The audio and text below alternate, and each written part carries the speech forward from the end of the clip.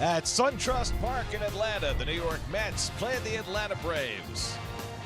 New York Mets baseball on SNY is brought to you by Memorial Sloan Kettering Cancer Center, dedicated to advancing cancer research, treatment, and care. More science, less fear. By RAM, go ahead, test our strength now during RAM Power Days. By Geico, the #1 insurer in the New York market. And by Bob's Discount Furniture Shop, in store or online at mybobs.com. Mets have moved on from Chicago. They're now down in the capital of the South, Atlanta, Georgia. Ready for some baseball in the most underrated traffic city in America. Really, LA, Atlanta's almost got you beat. SunTrust Park out in the burbs, first year, and the Mets are back for their third visit.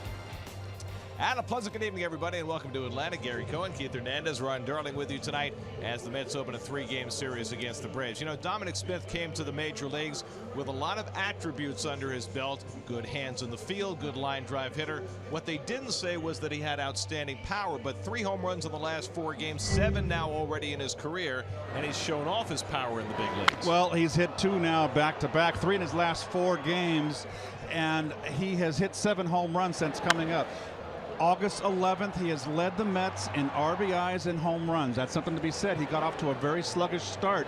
Probably nerves, only 114 at-bats. Was hitting only .219 right now, but his last 13 games starting to turn it on. Almost hitting .300 and driving in runs. And the most important thing that I've seen from young Dominic is the fact that he is a good 2-out RBI man. He's got a lot of RBIs in situations late and close, with 2 outs. And those are the toughest RBIs to get. So the future looks great for him. He's a plus in the field. He's getting a chance to play, and he's been looking terrific of late. Meanwhile, the Mets come off a series in Chicago where they gave up a franchise record 39 runs in the 3-game series, but they'll turn it over tonight to Rafael Montero, who's in the best stretch of his career. He really is. His last 6 starts, ERA of 2.75. Still walking too many hitters, but he has been much better than he was in the past. And on the other side, lefty Sean Newcomb, who made his big league debut here back in June against the Mets. A kid from Massachusetts, went to the University of Hartford. Right now, his control issues are really what's holding him back. So 2 pitchers who have trouble throwing strikes at times, but trying to get their careers pointed in the right direction. It's the Mets and the Braves from Atlanta. All the action coming your way on SNY.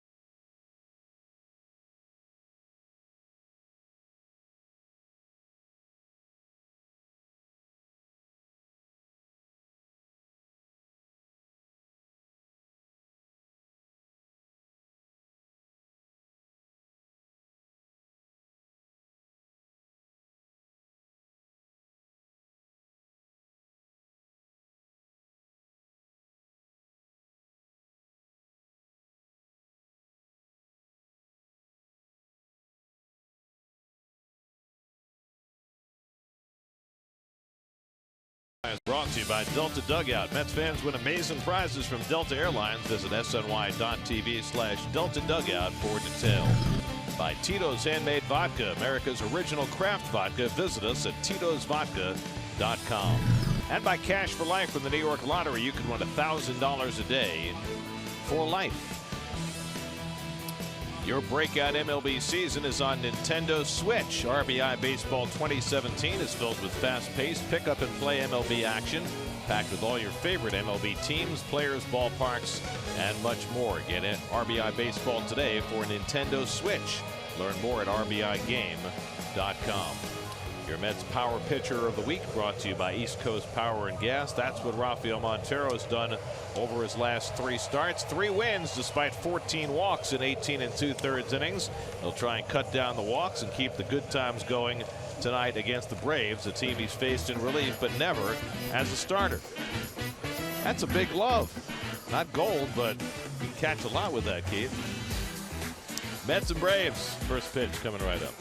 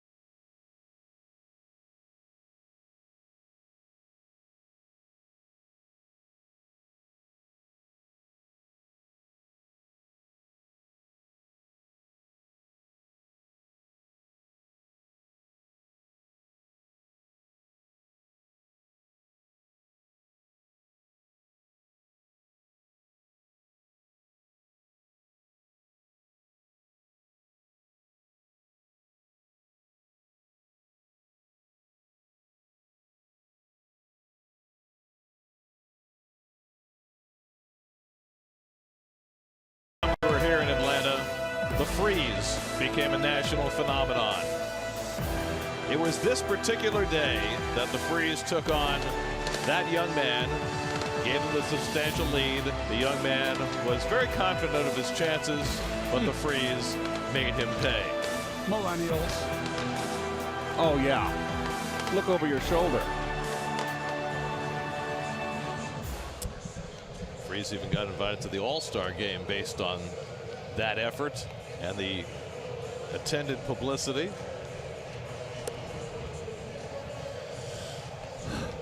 Here's the Geico Mets starting lineup tonight. No Ahmed Rosario. He might be able to play tomorrow after a flexor tightened up on him last night. No Travis d'Arnaud after he twisted his knee last night. Likewise, he could play tomorrow in all probability. So Gavin Cicchini is in the lineup. Kevin Plawecki catches and hits cleanup tonight. Well, the Toyota numbers for Sean Newcomb. He has good stuff. His record doesn't reflect that, of course. Made his major league debut against the Mets, 6 1/3 with no earned runs. But you see the walks, 50 walks in 84 1/3 innings pitched. course, like Bravo defense on the infield. I love Dansby Swanson. Though he got sent down, he's back up playing well. Keep an eye on Ozzie Albies. He is supposed to be a phenomenal glove, having a good start at his young career. And 2 Gold Glovers out there in Inciarte and Markakis in the outfield. There's Albies, the 20-year-old former shortstop. They moved him to second base just in deference to Swanson because he looks like he's going to become a fixture, and those two could be the double play combination for many years for this team. He provides some speed. He looks like an athlete. Both these guys. Swanson's an athlete also. Jose Reyes will lead things off. Reyes had 2 more hits last night, now hitting .366 over his last 20 games. We missed you, Keith. It's nice to have you back. We needed you for all that Cub hitting. Oh man, I read it in the papers. First pitch of the night from Newcomb, a fastball in for a strike, and we're underway. Reyes, Nimmo, and Cabrera against the rookie left-hander.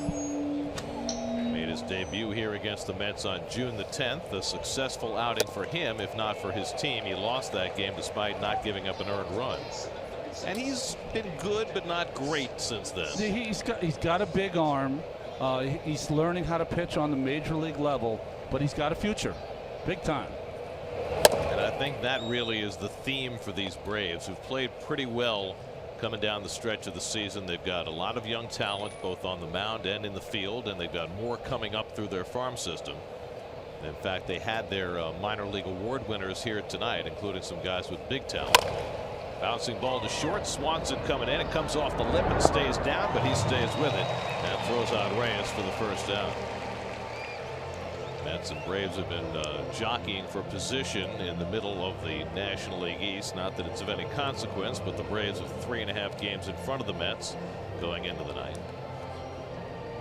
Didn't you say when you were a kid, when they had the 2 divisions, you used to root for your team, even if it was 8th or 9th place, to finish higher than that? No question. Oh, okay. Of course, you always wanted your team to finish as high as they could. And, you know, again, it's really of no consequence at the end of the day, but it mattered to you as a kid, that's for sure. Here's Brandon Nimmo. Nimmo getting the start as a left-hander. I wonder if the players, they care at all whether they finish 3rd or 4th. Well, in our day, I don't know if it still is today, Ron. Do they get 2nd place and 3rd place money still? It used to be a financial gain if you finished higher. Nimmo scorches one down to 3rd. Rio Ruiz makes the play to 1st, and they're a 2-man down. I mean, you know, it's close but no cigar, but you know, you wanted to finish as high as possible as a team. So even if you were way out, you didn't want, if you had a chance for 2nd place, certainly it was something to strive for. So Newcomb's retired the first 2 on ground balls, and here's Cabrera, who is just raging hot coming down the stretch of the season, hitting .500 over the last 8 games. And especially as a right-hand batter, Mets facing a left-hand starter for the 3rd time in the last 4 games. Ball players call a hot September a salary drive. Well, in Cabrera's case, it might be an option drive. That's right. Mets hold an option on his contract for next year, and he wants very badly for the Mets to pick it up, but that decision still has not been made. And there you see what he's done in September. The last veteran standing on this ball club, the one that didn't get away. Well, it's ironic because he really was the first that wanted to get away. So, which might have made it more difficult for them to send him away. Right? That's right. And the fastball pops in for a strike, and it's 1-2. Well, I see the Dodgers jumped all over Washington in the 2nd inning there. It's 6-0 Dodgers. They won 2 in San Francisco, broke that losing streak. We're scoreboard watching folks at that time of year. Well, all eyes are on Cleveland tonight, where the Indians go for number 23 in a row. And they are tied 1-1 with the Royals in the 2nd. I got into the hotel last night, Gary, around 8 o'clock, and I watched the 2nd half of that ball game. What a finish. While you guys were long from getting to the hotel room. I didn't even hear you guys come in last night. No one did. Are you on my floor? I don't know, Keith. Well, look at my fingers. I did knock on every door. Look at my fingers. Yes, we are on that floor. I did not hear a door slam at 5 in the morning. I think Gelbs was the one who yelled as he went down the hall to see if he could find you, but you didn't hear him. I did not hear him. I was dead to the world. So you're well rested, is what you're saying. I noticed that you guys look a little tuckered. I'll pull my end here. Cabrera lines one to left, and that'll fall for a base hit in front of Matt Kemp. And so Cabrera continues to swing the bat well right-handed. He's got a 9-game hitting streak, and the Mets have a 2-out base run. He's been going predominantly up the middle and to the opposite field. Cabrera from the right side of the plate, and this is a rare one he's pulled.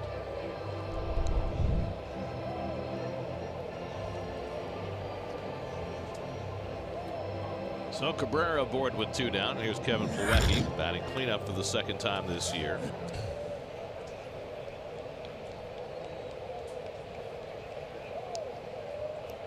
Plawecki came off the bench last night after Darno left with a twisted knee, and he fouls back the first pitch fastball from Newcomb. I must say that I like this ballpark a whole lot better than Turner Field. Why? It's just more inviting. I like the surroundings. Turner Field to me was a bore. Felt like Maurice Chevalier and Gigi. Oh, no, excuse me, Louis Jordan. It's a bore. Turner movie channel again, huh? You really have had a lot of time on your hands the last few days.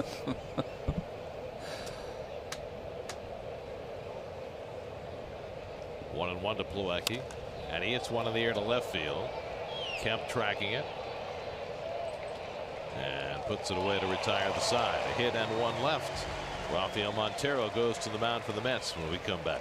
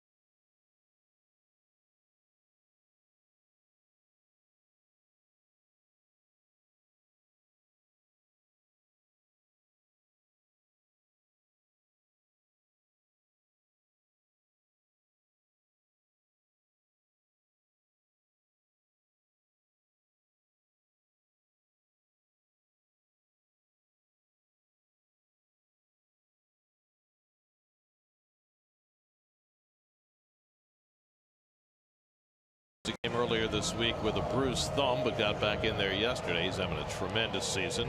Freddie Freeman missed a lot of time with a broken wrist, but he's made up for lost time. Braves having a so-so offensive year, 9th in the National League in runs scored as they take on Rafael Montero tonight. I didn't know the Land Rover made it sound like that, but those are the Land Rover numbers for Mr. Montero. Half starts, half out of relief. The starts have been good of late. Watch early. If he's throwing strike 1 and pitching inside to both lefties and righties, he'll have a nice night. Coming off a win against Cincinnati his last time out. Ender Inciarte first man up against him. The corners pinch in.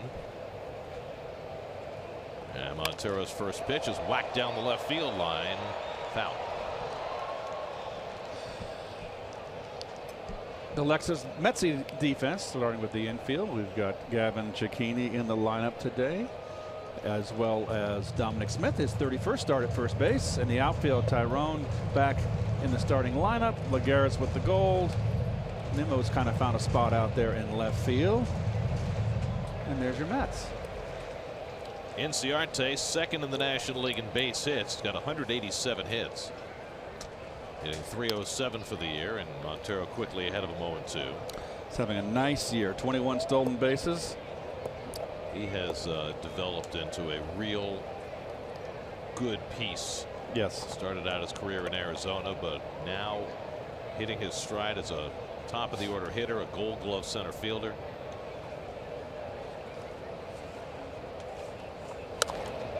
And a soft ground ball for Cicchini to handle. And that's the first out.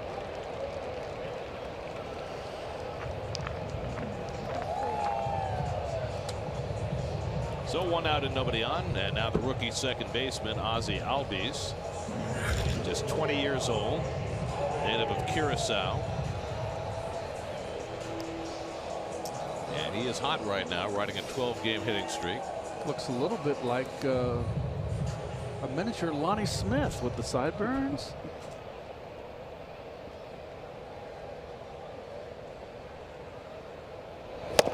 We have seen Albies in spring training the last couple of years, but the first look the Mets are getting at him in a regular season game. Started slowly, but he's been tearing it up recently. He came up the same day Ahmed Rosario came up with the Mets on August 1st. And he drives one out to right center field, chasing Lagares deep in the gap, and Juan can't make the catch. It lands at his feet. Albies pulls in at second base with a well-struck double. Almost a highlight reel catch for Lagares, and he just came up shy as he hit that wall pretty hard. He let go of the ball, the bat, with one hand, and it fooled Lagares. He originally broke in, not in, but to his left, and then realized the ball was struck a lot better and almost made the adjustment here and the catch. It would have been another phenomenal catch from Juan. Got the glove on the ball, but just not enough of an angle to catch it. Always afraid of his wrist in that instance. So Albies has his 8th double, and here is Freddie Freeman. 26 home runs for Freddie, despite missing 6 weeks with a broken wrist earlier in the year. And a good slider to start him off. Well, here's the play right here. Oh, he got the glove on it, just couldn't hang on to it. He's something else out there. Freeman hitting .317 for the year. And another slider, that's in for a strike, and Montero filling the strike zone early in this game. He's ahead 0-2.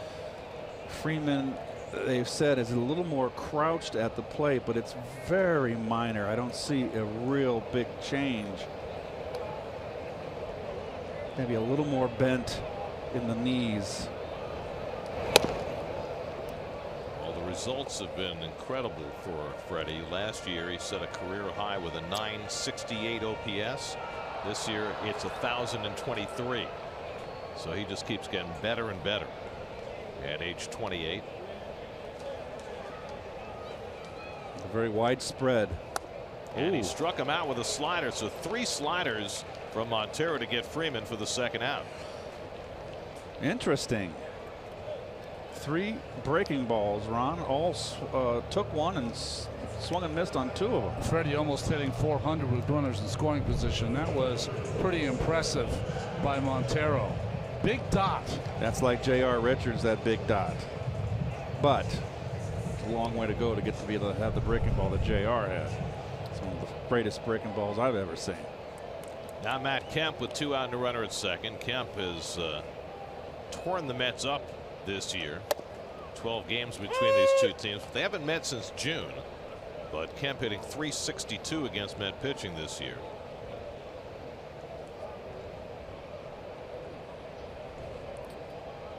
Montero 10 pitches deep, only 1 ball among the first 10. And he bounces that slider, 1-1. Looks like Kemp put a little weight on. You know, he was very similar to when he came over from the Padres. He's different looking athlete than he was when he was with the Dodgers. He's gotten very big. Had a big year with the bat last year. 35 home runs, 108 driven in. Not the same year this year. He's been hurt a couple of times.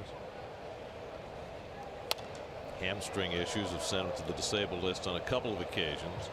And when I talk about him getting, you know, fuller or bigger, I'm trying to bring you back to a place where he looked like a track star, the way he was built before with the Dodgers. And he was a Gold Glove fielder, and he was a tremendous base runner. Now much more just of a big slugger. Power game, yeah. Albies at 2nd and 2 out, and that's ripped down the left field line foul. Ahead of the fastball, and it's 1-2 to Kemp. When I first saw Kemp, I don't know how many years ago, he was with the Dodger uniform, and I watched him in batting practice, and I went, he's a big, tall kid too. I went, oh my gosh, what a specimen. And then as the game progressed, he hit a double, and he was flying around the bases, and I went, oh my gosh, this guy's got it all. Robbed of the MVP now that in retrospect in 2011. That was won by Ryan Braun. 1-2 coming. And slider off the plate, 2-2. Manny Gonzalez is the home plate umpire tonight. Hope he fares better than Jordan Baker did in Chicago today. Fielding Colbreth, the crew chief at first, C.B. Buckner, Nick Marley, the young umpire at third.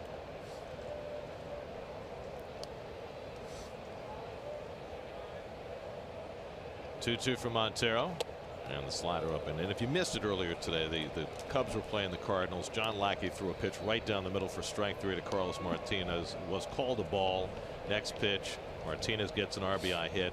Lackey goes crazy, gets thrown out. Wilson Contreras, the catcher, spikes his mask, gets thrown out, and Cubs went on to win anyway. Yeah, they beat up on the Cardinals 8-2. That's a big 3-game series over the weekend in Chicago. Fouled at the plate, so the Cubs now 4 games in front of the Cardinals with that win today. Brewers are playing tonight. Terry Collins was asked last night about the series in Chicago. He said, well, we got the Cubs ready for the Cardinals, and so they did. Well, the Mets had an historic series, and not in a good way. 39 runs allowed in 3 games, the most they've ever allowed in a 3-game series. And if you go back to Sunday's game against the Reds, 49 runs in the last 4 games, which is the most the Mets have ever given up in a 4-game span in their 56-year history. So they could use a well-pitched game. Do you remember the year that they had that record for the most runs given up, Garrett? What year did they do that? That was the 26-7 game in Philadelphia. That was 85. The spark for the, that's right. The old record. That was 43 in a 4-game span. Now it's 49 in the last 4. I think someone caddied for you early in that game. I had one at bat, and I was in the clubhouse cheering you guys on. Then I lost interest. 9th pitch of the at bat coming to Kemp, and he struck him out with a changeup. Nice inning for Montero. After the Albies double, he strikes out Freeman and Kemp. No score in Atlanta after 1.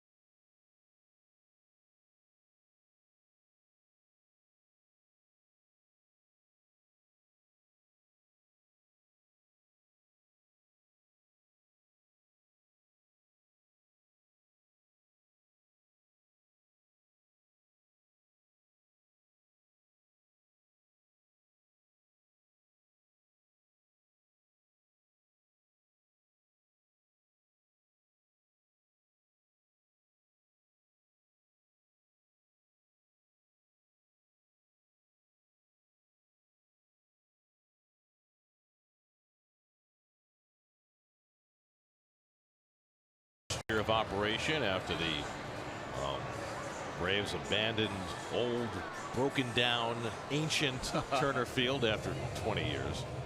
20 years. Well, I'm with Keith. I love this ballpark. Although it took me about 45 minutes to get in it today. We're kind of up in the middle of nowhere here. Not anywhere near downtown Atlanta. Dominic Smith leads off for the Mets in the second. Keith talked about his recent home run hitting prowess. Homered in each of the last 2 games in Chicago. Also homered Sunday against the Reds. So 3 home runs in the last 4 games. Well, that's 7 home runs in his first 114 at bats in the major leagues. He hit 16 this year in Las Vegas, and you chalk some of that up to the thin air that they play in Vegas. But he has certainly revamped his swing since spring training. Clearly is looking to lift a little bit more. And he still hasn't, in my opinion, looked very good against the left-handers yet. He's starting to pull back a little bit there. He's got to drive that shoulder in, fooled by that sweeping hook.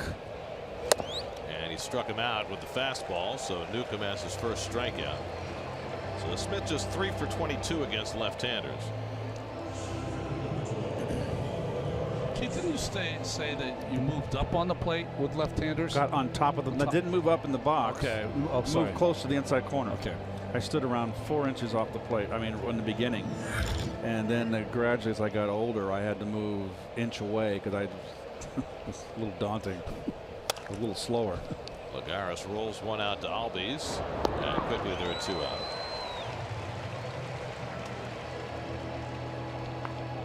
So the ball hit on the ground, and the home plate umpire, Manny Gonzalez, went out and gave a new ball to the pitcher. Heaven forbid there be a scuff on the ball. Boys, scuffing used to rule my world. You got a well scuffed ball in the right spot, could make it dance up there. I don't think pitchers today would know what to do with a scuff ball. I've seen them throw scuff balls back in. Yeah. They don't want them. Here's Travis Tyrone hitting 7th in the order, playing right field tonight. It used to irritate me with Hojo. I'd have a great scuffed ball. He'd hit it foul. Hojo would throw it in the stands to a fan. Like, Hojo, what are you doing? And what did you do with it?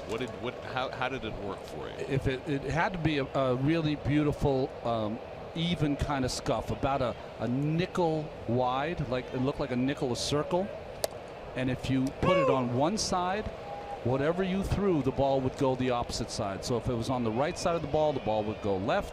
If it was on the right side of the ball, it would go the opposite way. And that would be on the rawhide, folks. Yes.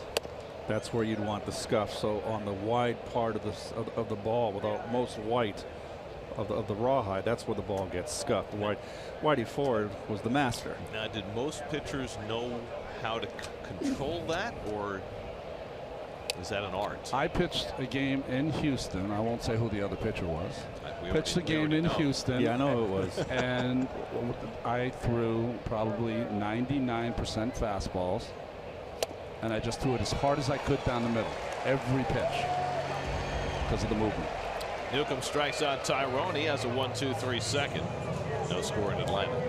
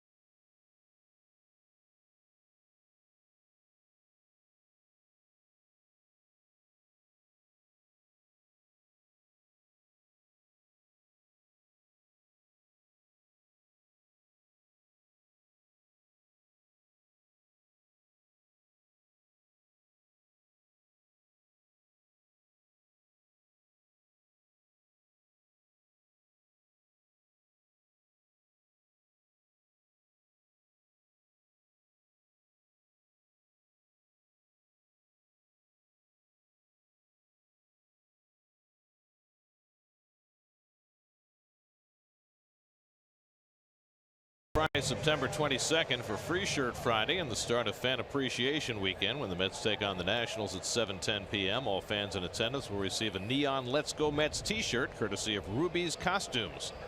For tickets, visit Mets.com/Free Shirt Fridays. Nick Markakis leading off in the second. Markakis, bastion of consistency, puts up the same numbers every year. Third year of the 4-year deal he signed when he left Baltimore and came to Atlanta. Used to be more of a power hitter early in his career, but after the neck surgery he had right prior to signing with the Braves, he has become much more of a line drive hitter and a high on base percentage guy. Jose Ramirez leads the American League in doubles. I think he has 50 now, maybe 49, 50, but yeah. 50. Markakis, I think twice in his career in Baltimore, had over 50 doubles. It's 36 this year, which is 5th in the National League. And he lofts this one down the right field line. Tyrone coming over near the sidewall and runs out of room. It's going to be interesting for the Braves coming up this winter because they have one of the top outfield prospects in all of baseball, a 19-year-old named Ronald Acuna, who played in AAA this year. And they expect him to be up, if not at the beginning of next year, certainly sometime during next year. So you've got Markakis, who will have a year left on his contract, and Kemp, who has 2 years left on his contract. And you have to figure the Braves are going to try to move one of the two. That's toward the middle and into center field, a base hit. Might have broken his bat on that changeup, and Reyes watched it sail up the middle for a leadoff hit.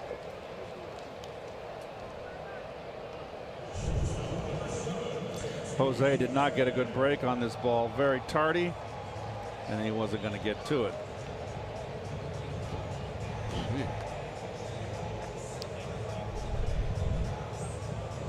Reyes playing shortstop with Rosario, leaving last night's game with a hip flexor. Rosario hopes to be able to play tomorrow, but you know the Mets going to be pretty conservative with him. Here's Dansby Swanson, who has had a renaissance. Started the year very slow offensively, went to the minors and has been terrific since coming back. Cabrera gets the out at second. Cicchini's relay far too late, and Swanson reaches on the fielder's choice. No, the ball hit that softly. Even with Cabrera playing on the grass, you're not going to double up Swanson. He runs too good. But Cicchini's got to get rid of the ball quicker than that. That's a really slow turn at second. You know, I watched him in spring training this year with Tim Tuffle, who spent endless hours working with him at second base because he originally was a shortstop. Well, the throws into the runner. You got rid of the ball quick. You know, he's going to have to watch out with that hop. He just doesn't have the strong arm. No, but I'm saying when you do that hop, you're taking the foot off the bag prematurely. I mean, he had it there, but that hop in today's rules, you got to be on the bag. Here's Rio Ruiz, who's playing third base tonight. He and Johan Camargo have been sharing that spot recently. Earlier this year, they had Freddie Freeman playing third base, which was an interesting experiment. That's when Matt Adams was so red hot they didn't want to take him out of the lineup, and Freeman volunteered to go to third. Adams is a little banged up with a hamstring right now, and he has cooled down significantly since his first days with the Braves after he came over from St. Louis. Yeah, plays a little bit of outfield, but mostly a pinch hitter. Ruiz had a walk-off hit against the Mets earlier this year, and he bangs this one into center field for a base hit. Swanson will go first at third. He was running with the pitch, and Ruiz with a hit-and-run single, and the Braves have runners to the corners with one out. I forgot how to even say that, Garrett. Thanks for bringing that back into our vocabulary. I don't think he looked back. I think it might have been a straight steal, but it worked out to be a beautiful hit and run.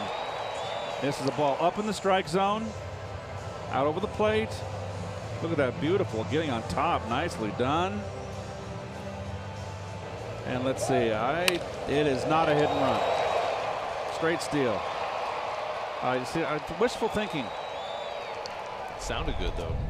Did you see how Swanson figured out where the ball was? He looked at Reyes, and Reyes was looking at the ball. That told him where it was. Now the rookie catcher David Freitas making just his 4th big league start. And he takes a slider for a strike. Freitas, 28 years old. He's kicked around through 5 organizations before landing with the Braves. University of Hawaii product. He played there with Colton Wong and Greg Garcia. Started with the Astros. He was traded to the A's for another Hawaiian, Kurt Suzuki, who is now with the Braves. That's right. And it's had a really good year with Atlanta. He and Tyler Flowers both. Their catching has been very good. Freitas 3 for 12 so far in the big leagues. And he fouls a fastball at the plate, and it's 0-2. Freitas at 263 in AAA this year, 3 home runs.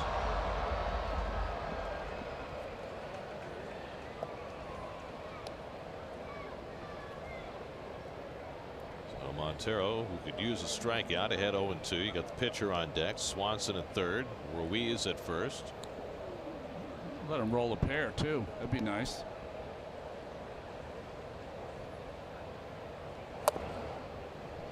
He just missed 1 and 2.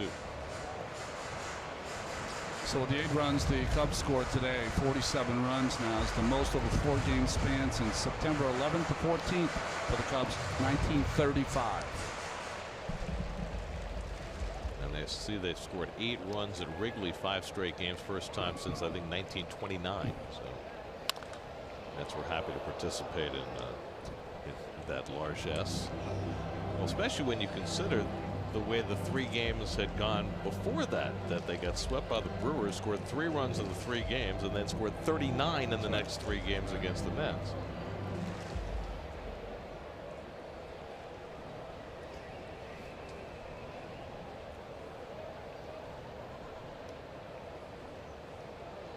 One-two to Freitas. Comes up and in. Rafael Montero, 26 years old, in the best stretch of his career. Last 6 starts, 4-1, 2.75. Are they playing that series, Gary, in Miami, Milwaukee, down in Miami? No, it's in Milwaukee. That's what I thought. But the Mets looks like they're going to play down in Miami. I haven't heard anything to the contrary. Okay. But the Marlins will be the home team, so they'll bat last in Milwaukee, but they will be counted as Brewers home games, so the Brewers will have 84 home games this year.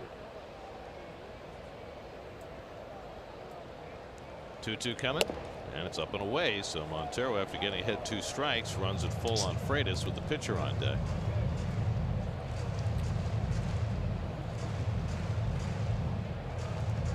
Those games are of utmost importance for Milwaukee as they try to keep pace with the Cubs, who've already put a W on the board this afternoon. Also trying to chase down the Rockies for the wild card. Milwaukee 2.5 behind Colorado. Runner goes. The pitch is grounded weakly. This is going to bring in a run. Cabrera has an out at first. He gets Freitas there. And did they call catcher's interference? I believe it's catcher's interference. Yes. Yep. And so they're going to send the runner back to third, as Plawecki apparently tipped the bat of Freitas on the grounder, so it takes the run off the board. The swing looked a little funky. Oh, there it is. No Plain as day. Yep. The reason that there's catcher's interference is because the hitters have the worst swing you've ever seen, and they're going to count the run. So they're going to give the Braves the option of taking the play, as is the case with a balk. So the out is made at first and the run counts, and that was the option of manager Brian Snitker. He could have taken the catcher's interference, had bases loaded, 1 out. Instead, he's going to take the run, give up the second out, because he's got the pitcher coming up. Exactly. Smart move. So it goes to 5-3 put out, negates the catcher's interference. Swanson scores to make it 1-0 Atlanta, and Ruiz winds up at second. So that's an RBI ground out for Freitas. It's the same rule as when they call a balk. If the pitch is thrown and the batter puts the ball in play, the offense has the choice to take the play rather than the balk. Grounded down to third. Nice reaching grab by Cabrera, and he throws out Newcomb to end the inning. So the Braves scratch out a run in just that fashion and leave 1-0 after 2.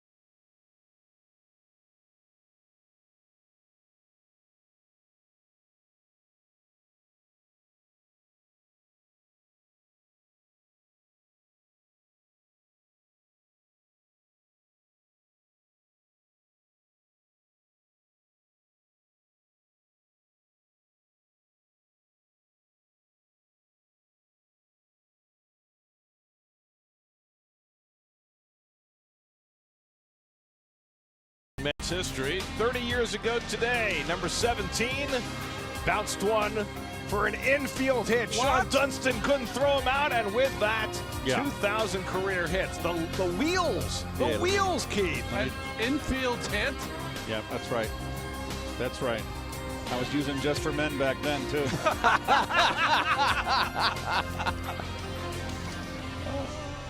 That's funny. Yeah, it was more impressive than Taylor Davis's first big league hit last night. Yeah. And that was Sean Dunston with the cannon. He could have embarrassed you in 3 out. I beat it. You obviously were sprinting out of the box. I smelled it. How many did you finish with? 21, 35. I probably didn't have the strike year, and I probably would have had close to 25 in my career, which would have been nice, but I can't complain. I got to play 17 years in the big leagues, Garrett. 2182 is the official final number. Don't short yourself. Shoot. Could have had 25. Oh. What, with an extra half a season? No, the back didn't give out. No. Cicchini drills one into left field for a base hit. Kemp gets it deep, but Cicchini will easily get 2 bases out of this. And so Gavin Cicchini has his first double of the season, and the Mets have the tying run in scoring position with nobody out. Got a fastball belt high out over the plate.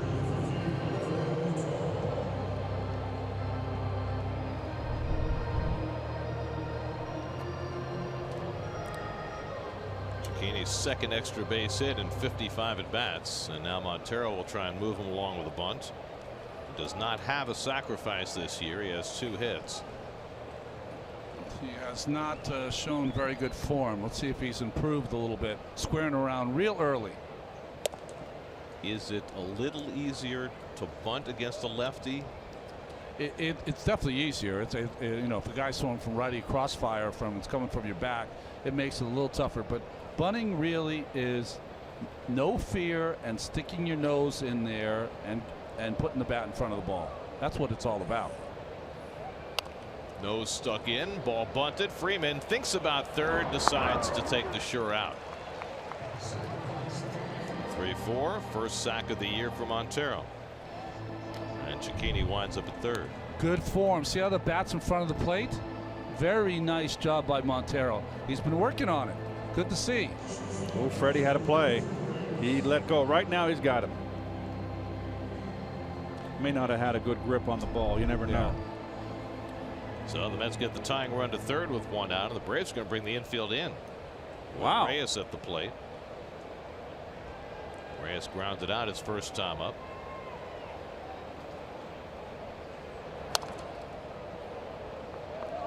Well, we saw in Chicago each team execute a safety squeeze. We haven't seen a good suicide squeeze in a long time. It's not going to happen here either with Reyes. Not the way he's been swinging the bat lately. And he chops one. Swanson will have to go to first, and the Mets get the tying run home on the ground out by Reyes. So each team scores on a ground out, and we're tied at 1.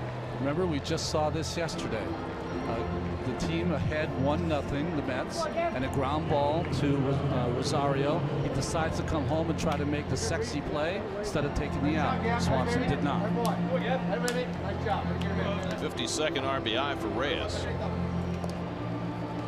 Speaking of sexy, isn't Big Sexy pitching Minnesota today? And it's Big Sexy Night in Minneapolis tonight. Special night for Bartolo Colon, who of course began his season pitching here and really struggling, and has been much better since going to the Twin Cities.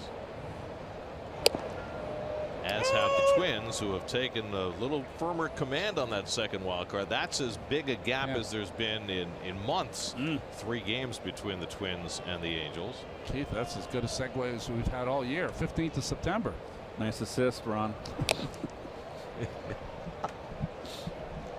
One of the Twins. I mean, I know. They lost 103 games last year, and they have been remarkable. Well, and this is after they traded their closer Kinsler to the Washington Nationals, but Mauer is on fire since the middle of August. Buxton in center field's turned into an all-star kind of player. Eddie Rosario having a really good year for them. I mean, they've had a lot of heroes, guys coming out of nowhere. Trevor Hildenberger in their bullpen has been a huge piece for them. And power. They hit the ball out of that ballpark, even in Minnesota. And playing right now without their best power guy. Miguel Sano's been out for a month. 1-2 to Nimmo, and he takes the breaking ball inside. 2-2. Nimmo grounded out his first time up.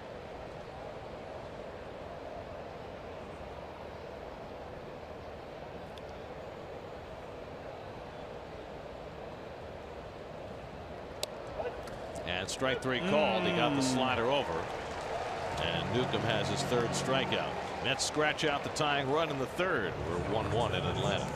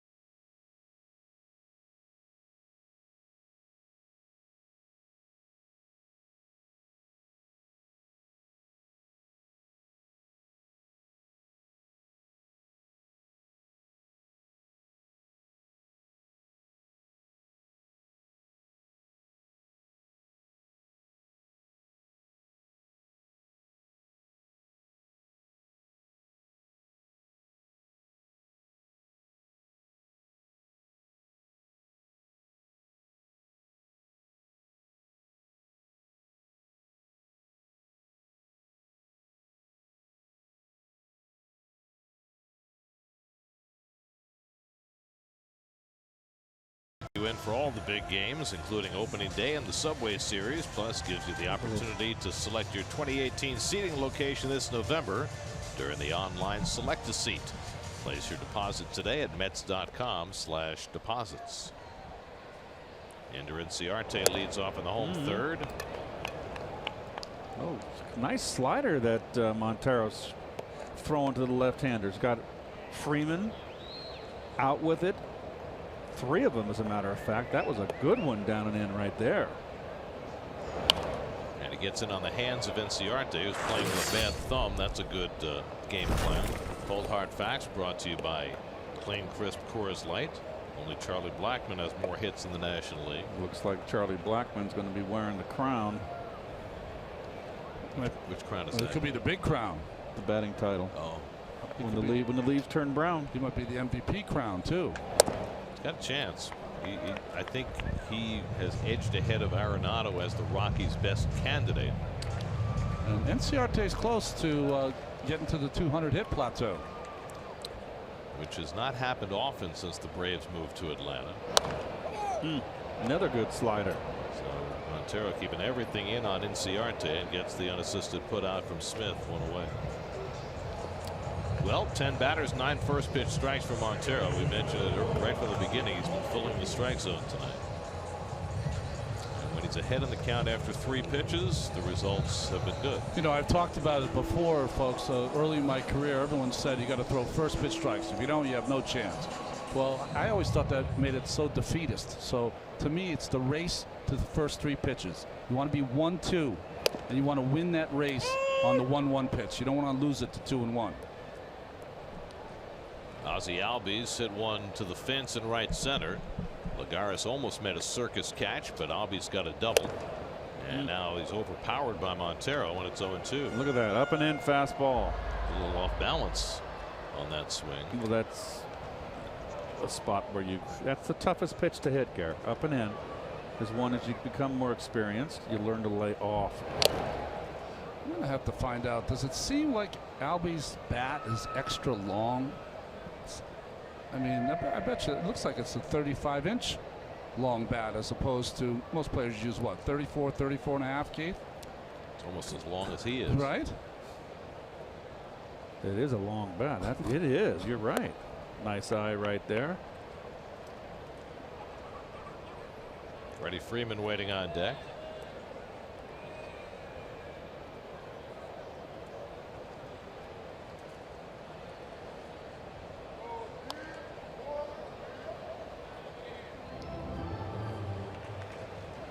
So they say that this Albies is a better right-hand hitter, natural right-hand hitter, and has been improving on the left from the left side. Kind of lowered his leg kick. He used to have a bigger leg kick, they say. Well, they've got a good hitting coach here, and Kevin Seitzer. I played with him. He was an outstanding player with the Royals. Talk about 200 hits. I think one season he had up around 230. 2-2. Grounded foul. Well, since Seitzer's been here as the Braves hitting coach, they have profiled as a team that doesn't walk much, doesn't strike out much, puts the ball in play. And they've certainly been that this year.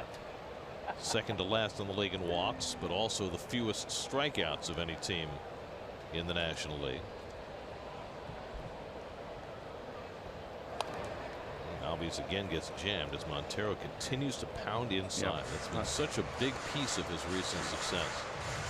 And with Albies from the left side, from what I've seen here, that is a bit of a weakness. And you can go get him in there, which will then, if you get him worried inside, it opens up the outside corner for you for the punch out.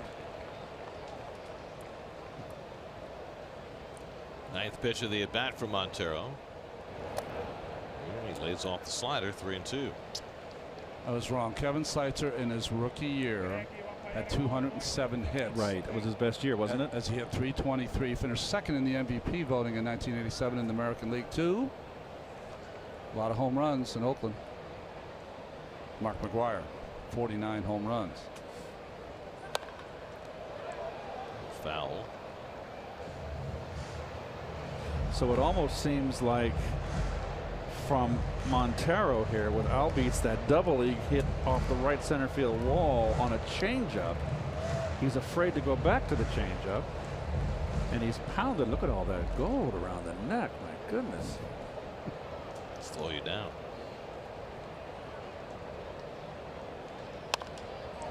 Out to center field. Lagares right there waiting. So he went to the slider on 3-2 that time and got Albies for the second out.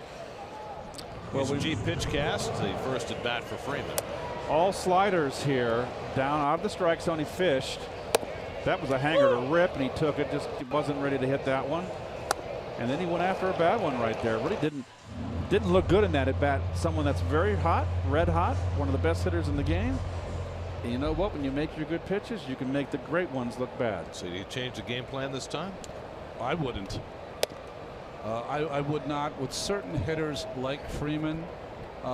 If you've got a good slider, he's got a good slider today, I would stay with it. First pitch fastball though by Montero. And in. Comes back with a changeup for a strike, and it's 1-1.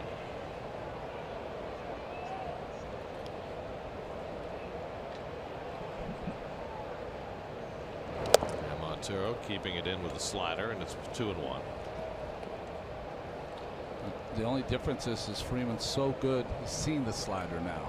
So instead of swinging at it, he's taking it. And he's seen his changeup now too, Ronnie. Yep. Ooh. It's a good slider, and it's 2-2. He's getting some good down tilt on it. And this is a pretty good pitch. 2-2 coming. Bounces the slider, full count. So we'll see here. Freddie has been a much better off-speed hitter since he's made some alterations. And I don't like a changeup with 2 strikes. Fourth full count of the night for Montero. He fouls off the slider. Quote of the game brought to you by Investors Bank. Well, Freeman is outspoken in saying that his weakness is inside, but he doesn't feel as though pitchers can get there consistently, so he tries to lay off it. Interesting. Not surprising whatsoever. Do you find it surprising he gave you a little peek behind the curtain on what he likes and dislikes? I wouldn't want to reveal too much to the opposition or my teammates for that matter. But all great hitters are vulnerable in. It's baseball 101. Pitch number 8 to Freeman. And he got him with a slider again. Second time Montero struck out Freeman, both times with the breaking ball. Third strikeout for Montero, and Freeman's been 2 of the 3. He's got a nasty slider tonight. 1-1 after 3.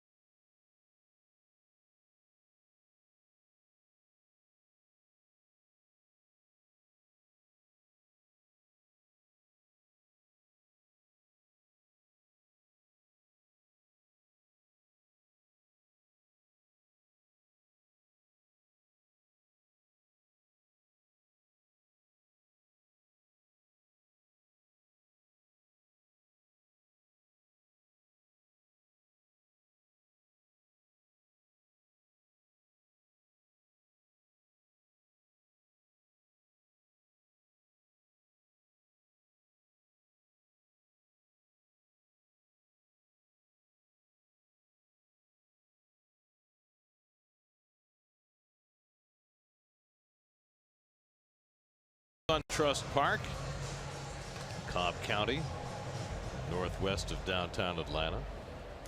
I left the hotel at 3 o'clock. I got here at 5 today. I'm telling you, this is underrated as the worst traffic city in America. Not kidding. My poor cab driver had no idea where he was going. As I looked out of the highway in the window, we were passing the stadium. I said, buddy, you know, the stadium's right there. He says, we'll make it back. He got back on the highway that was packed to come back this way. Then he didn't know how to get me to the media entrance. And I had to walk all the way around the park. What do you mean, your poor cab driver? It's his job to know where he's going. Exactly, but you know, nothing gets me more angry. I was in a good mood. I didn't want to fire at him, start my day bad. There's the ballpark, Rob. Can we take a snapshot so I can give it to the driver? That's a great idea. Maybe Google Maps, Waze, you know, something. I never thought that Pascual Perez and I would have something in common. We do now. That's funny. You're funny. Of course, for those too young to know the reference, Pascual Perez, a pitcher for the Braves, once missed a start because he kept driving around in circles and never got to the ballpark. Driven to the gap in left center by Cabrera. Overcomes Kemp. He won't get it. Has to play it on a hop.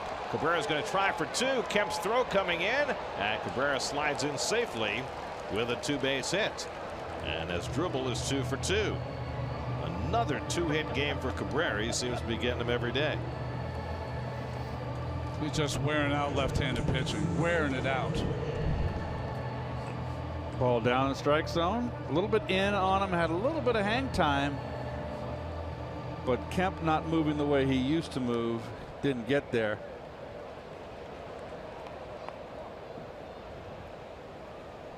Not only having trouble getting there, but having trouble stopping once he got there. And looking a little out of breath. Productive at bat here for Plawecki. Plawecki flied out his first time up, and he takes a fastball strike.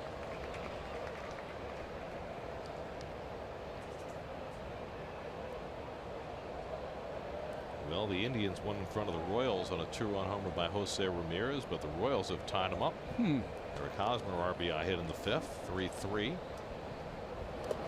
As the Indians go for 23 in a row. They were 1-1 until the 10th last night. Jay Bruce put an end to that. Well, after Francisco Lindor down to his final strike in the 9th, tied it up. That was something. How'd you like to watch Lindor play every day? A lot of good young shortstop talent in the game, and he's right there near the top of the list.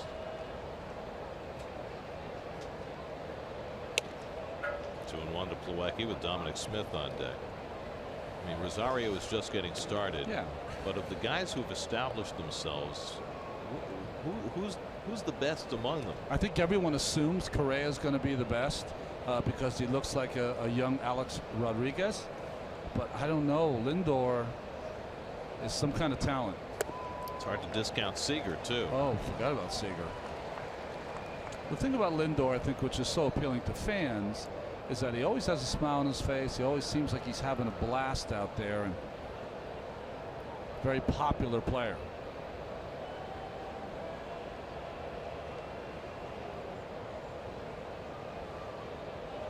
Two and two to Plawecki, and Kevin hits one to the right side. This will be a productive out. Albies throws out Plawecki. Cabrera over to third with one away. He said productive at bat, Ronnie. It was exactly that. Beautiful. This is where you'll go back to the bench and you made an out and you'll get high fives from everyone. So the go-ahead run at third for Dominic Smith. We'll check in with Steve Gelbs. His report tonight is brought to you by Volkswagen. Steve. Gary, I asked Dom Smith what the biggest adjustment has been since he's gotten to the big leagues, and he said for him it's been more of a mental adjustment, learning how to deal with failure at this level. He said, I know baseball's a game of failure, but when you fail up here, it feels different. He said for a couple of reasons. For one thing, you've been building up to this your entire life. So by the time you get here, if you don't have immediate success, it's kind of hard to deal with. But then on the second aspect of this is it's a lot different than struggling when you're in Binghamton. He said when you struggle in Binghamton, nobody knows. When you struggle up here, everybody knows. So that mental adjustment, that having to fight through that side of it for him has been the toughest part. And so now, after a productive at bat for Plawecki, a contact at bat for Smith against lefties, and it's been tough for him against lefties. Middle of the field, Keith, right? If you're trying to make contact lefty-lefty. You've got to go up now with 2 strikes. You really got to protect. And he takes one the other way for a base hit, and the Mets will go back in front. Cabrera in to score. Smith going for 2. Kemp has trouble coming up with it. It's an RBI double for Dominic Smith, and the Mets are in front 2-1. Contact indeed, took it the other way and hit it hard for his 5th double and his 20th run batted in. And that is what he needs to continue to do. This is a nice hitting, a high fastball, a mistake away, up in the strike zone, but going with it. And this is what he's shown me, that he can go the other way naturally. Well, and there you go, right there, above the, a little above the belt. Hits it right up at the plate. Stop trying to get these hitters to hit home runs and pull. They're natural hitters. He goes naturally to the opposite field. With experience, he will gradually learn to pull. Don't rush it. So 2-1 New York. Here's Lagares, who grounded out his first time up. And Juan takes a strike. And it's all part of the learning process for Newcomb, right? Here's a young pitcher who has great stuff. Why is he 2-8? Because an 0-2 pitch, he didn't throw it in the proper place. Cost him a run.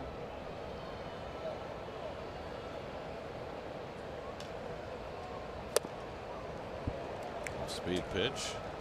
And it's 0-2 to Lagares. Juan went 2 for 11 in the series in Chicago.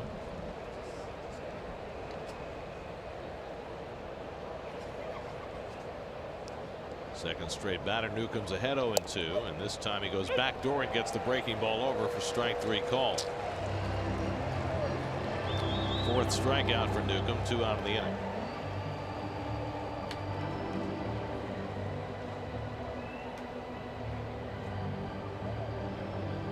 I was just thinking, do you think the folks that kind of watch analytically the game today, do you think they enjoy what just happened in this inning as much as we do?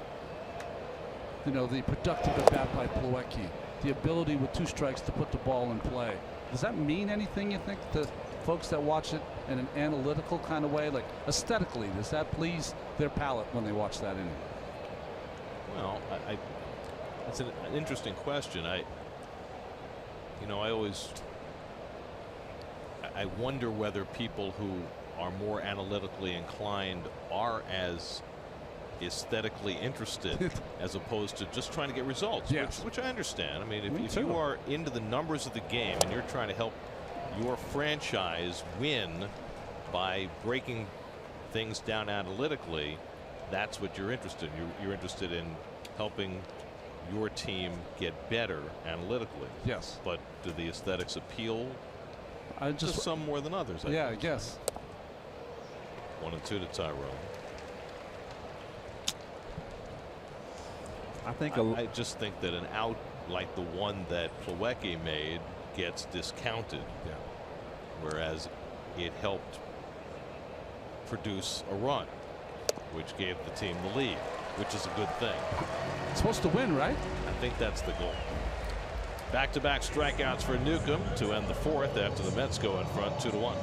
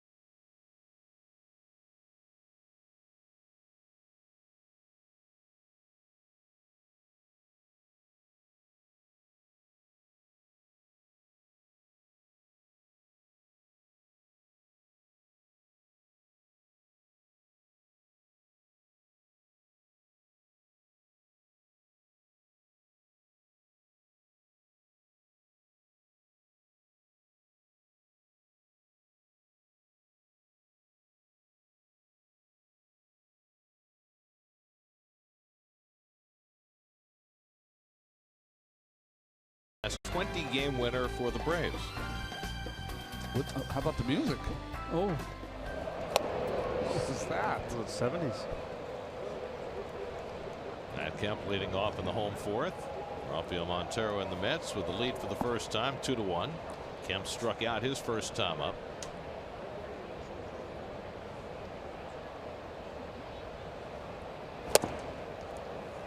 Looking a little gassed after running after a couple of balls in left field. He was doing some laps out there to the left and right center.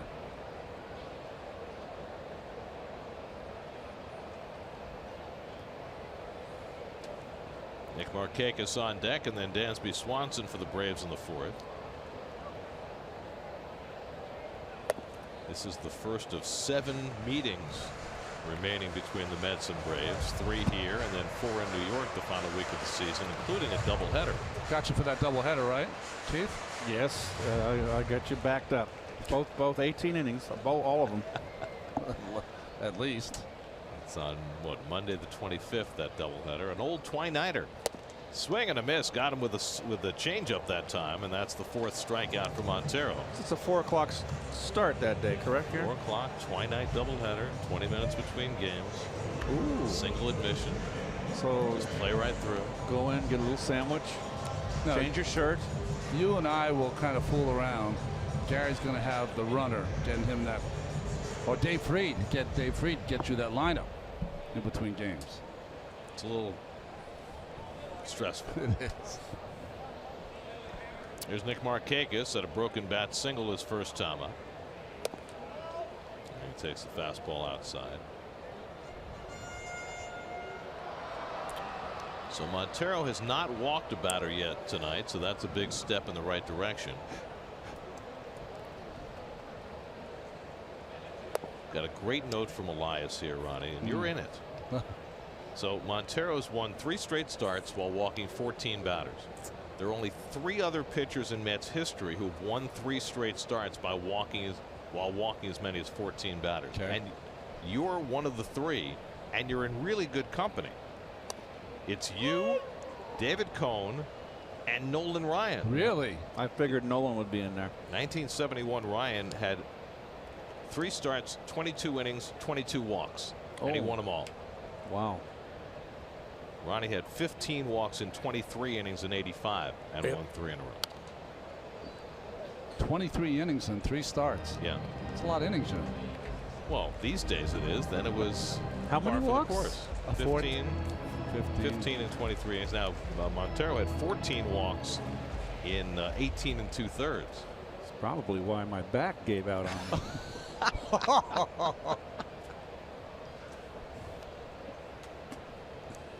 2-2 to Markakis, and it's up and away. Another full count. Your back gave out on you because I led the league in walks that year. So I thought you was standing out 84. there You too did. long. I thought 84. 85. I had 104. Still somehow won 16 games. I don't know how he did it. It's like Houdini. But you got better. Oh, you kidding? Walk numbers went down. Complete transformation. There's another good slider for a strikeout. That's 3 strikeouts in a row for Montero as he gets Markakis. It's 5 tonight for Rafael.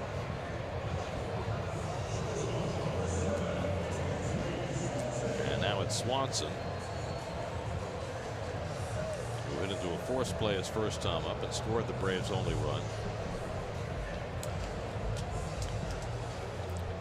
Dansby Swanson was sent down late July, early August for 11 games. He didn't really hit much while he was down, but since he's been back, he's been red hot.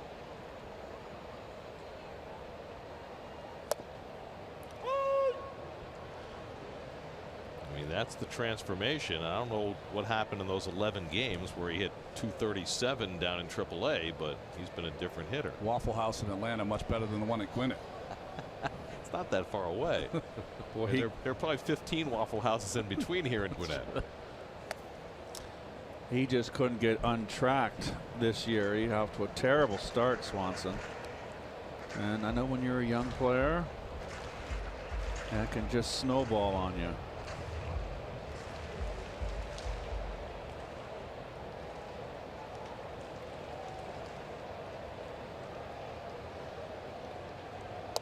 Swanson is technically a rookie since he only had 129 at bats last year. So you got Swanson, a rookie, 23 years old. Albies, a rookie, 20 years old, forming the double play combination, and 2 supremely talented players who could be cornerstones for this team for a long time. 1-2 coming, and that's drilled into left field, a base hit. So Swanson has the 4th hit against Montero, a rare slider that stayed in the strike zone. Kind of backed up on the inside part of the plate, kind of tied up Swanson. Actually, he got a little bit towards the end of the bat.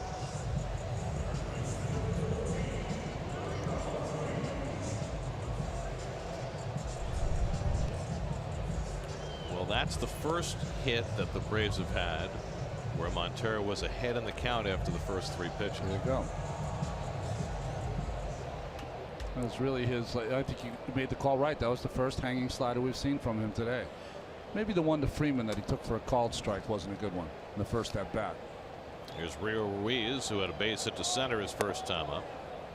He takes a fastball down. Let's check out our Spectrum high-speed pitch for tonight. Newcomb in the first inning hit 98, which is really not his normal territory, but that counts. 98 for a left-hander can work.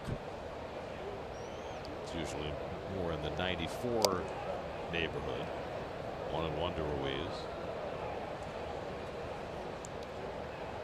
Speaking of pitchers who throw hard, for 2,000, Alex, Noah Syndergaard is due to do something soon. And the Mets aren't sure what that is, whether it's another bullpen or actually pitching in a game. And by pitching in a game, that might mean working 1 inning. I'm not a big advisor of that. I'm not for that. I'll tell you that. He's going to come out and throw 110 miles an hour in the inning. They certainly will have to counsel him on not overdoing it. But I think he very much wants to get in the game, and I think the Mets want to see him in a game before the year is over. I don't need to see him in a game before the year is over. I know exactly what he's going to bring when he's healthy. You don't think there's a peace of mind quotient there for the pitcher or for the team? I'm saying for me, not for him. I totally understand for him wanting to get out there. Easy play for Smith. He takes care of Ruiz. That retires the side. 4 solid innings for Montero tonight, and a 2-1 Met lead going to the 5th.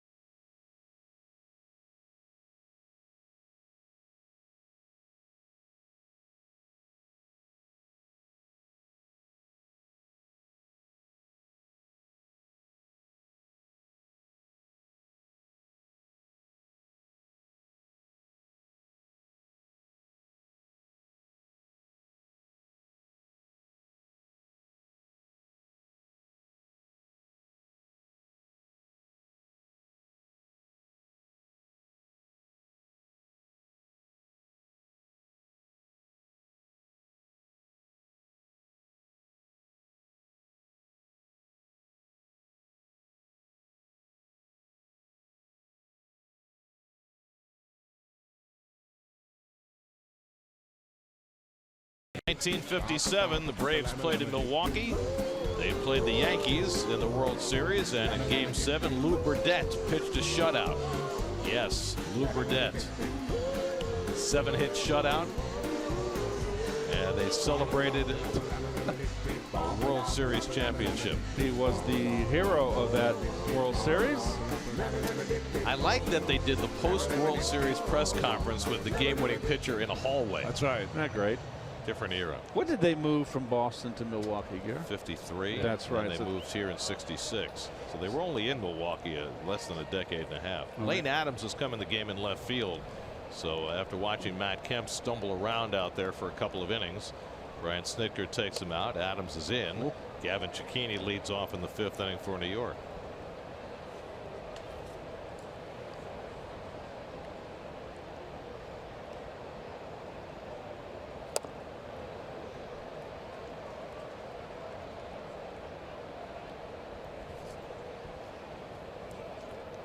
Cecchini drilled a double to left field and scored a run his first time up. Mets have had leadoff doubles in each of the last 2 innings. Cecchini doubled and scored in the 3rd. Same for Cabrera in the 4th against Sean Newcomb. From Brockton, Mass., High School, Middleborough, Mass. Yeah, which is like in Plymouth County, folks. If you know Massachusetts, it's on the way to the Cape. You have to go through Middleborough. So Brockton, Middleborough, Fall River, that there you go, Taunton, south of Boston kind of thing. Yep. Brockton, that's where there've been some good boxers from there, right? Hagler, Marciano. That's two pretty good ones right there.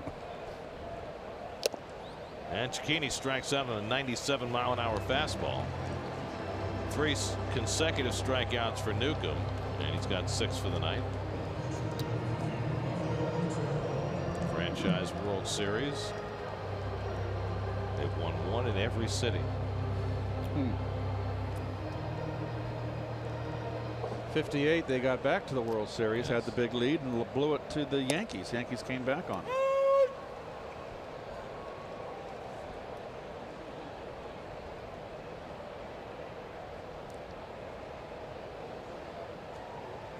Montero sacrificed his first time.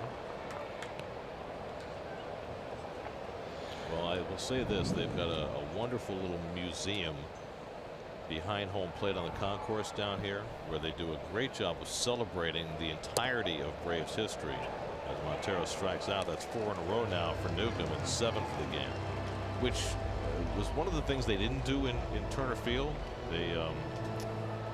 They did a great job of celebrating the success they had in Atlanta, but not so much acknowledging the history of the franchise, and they've really caught up here in the new ballpark. And then on our level here, they've done a great job in celebrating some of the great announcers that they've had here. Of course, Superstation TBS for all those years.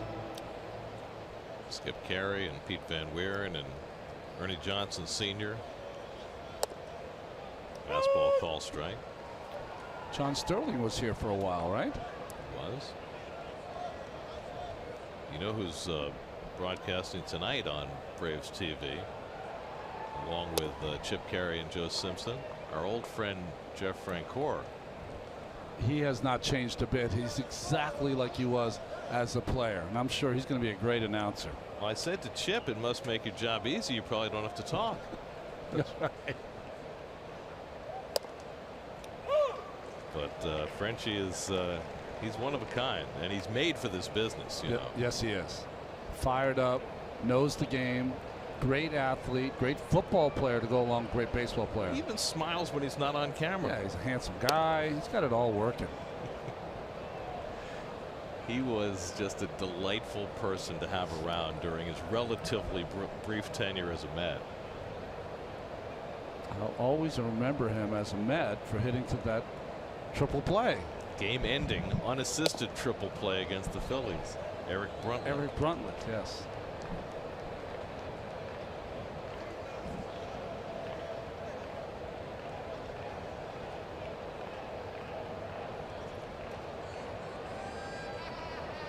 Two out and nobody on. 3-2 to Reyes, who's grounded out twice. One of those brought in a run.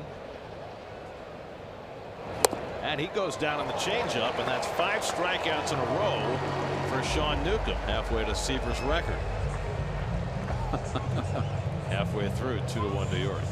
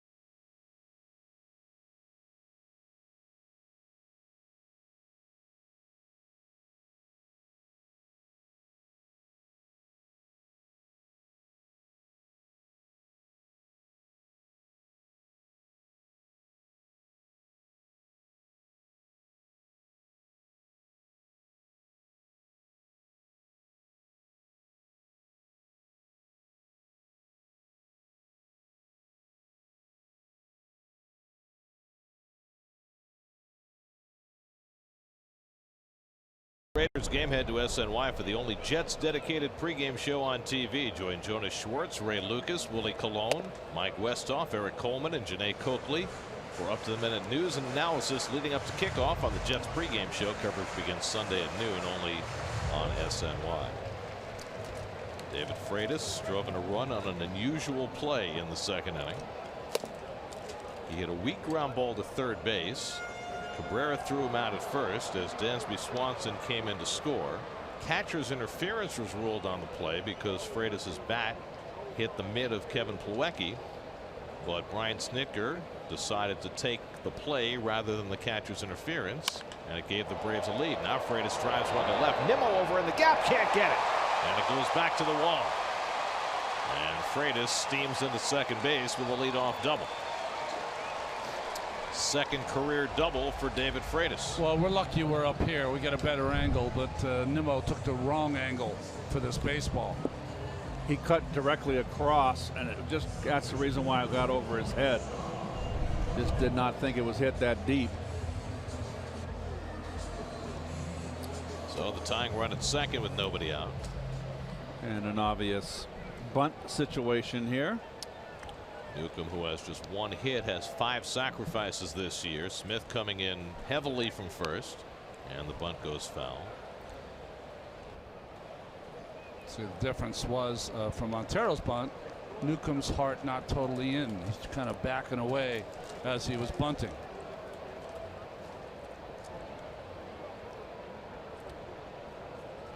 Well, Montero has pitched very well tonight, but he's had a lot of deep counts, so his pitch count much higher than he'd like it to be with nobody out in the 5th.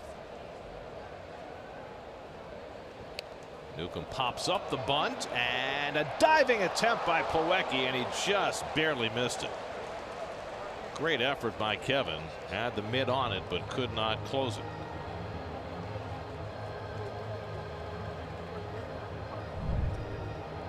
Almost got there. Oh, he did have it in the glove. It just popped out. All 3 players converging. Oh, almost. Oh. What you needed was Cabrera over there to be Pete Rose to Plawecki's Bob Boone. Yep. Or Julian Edelman. Yeah.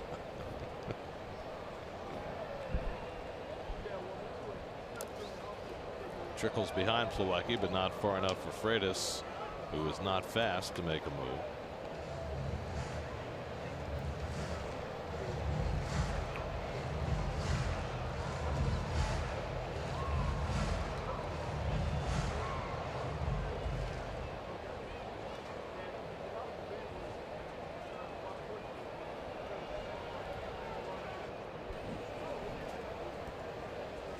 One-two coming, and Newcomb slaps one foul. So on a big sexy night at Target Field, they have a sellout crowd. Twins 1, Blue Jays nothing after 3. Now on Big Sexy Night, are they giving anything away, or it's just in honor of Big Sexy? I don't know. We'll have to do some more investigating. Okay. Right. Now, you know, Colon spent 3 years as a Met. He had a lot of great nights, but he never had a big sexy night. It's a great nickname, by the way, one that he has embraced, which is the nice part about it. Montero trying to put away the pitcher, and Newcomb stays alive.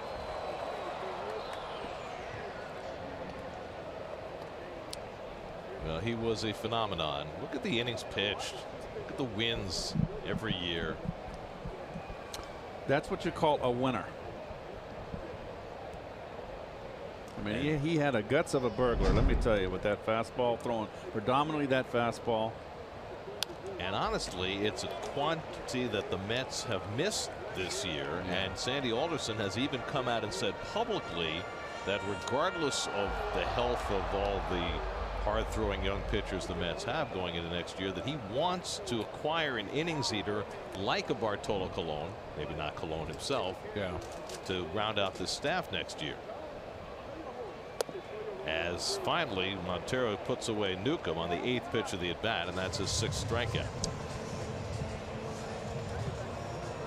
Well, Mets starters ERA would be the highest in franchise history if the season ended today. 1962, their starters ERA was 5.18. As far as the innings eater are concerned, it's very difficult to get them, not because they're not available. It's because the reason they go to ball clubs is they're going to be assured that they're going to get some starts. That's why Bartolo did not come back, because the Mets thought with their 7 starters, I'm including Gazelman and Lugo in that there was no need for Bartolo. Well, the thought was that if everybody was healthy, that he'd get shuttled to the bullpen. That's right. But the reality of it is that he could have made 34 starts for this team. That's the reality of it. But if let's say I'm on the market and I'm 35 years old, I'm not going to sign with the Mets, because if their pitchers are healthy, I'm not seeing the light of day. And he had a couple guys to chase too.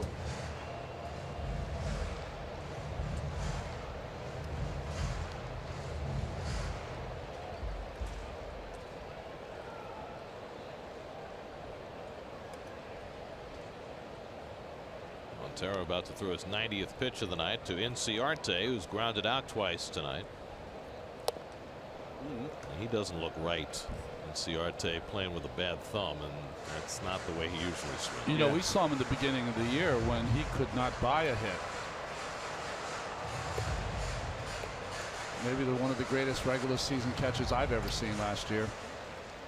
Game-ending, game-saving catch against Cespedes at Citi Field. Another choke up guy. Love it.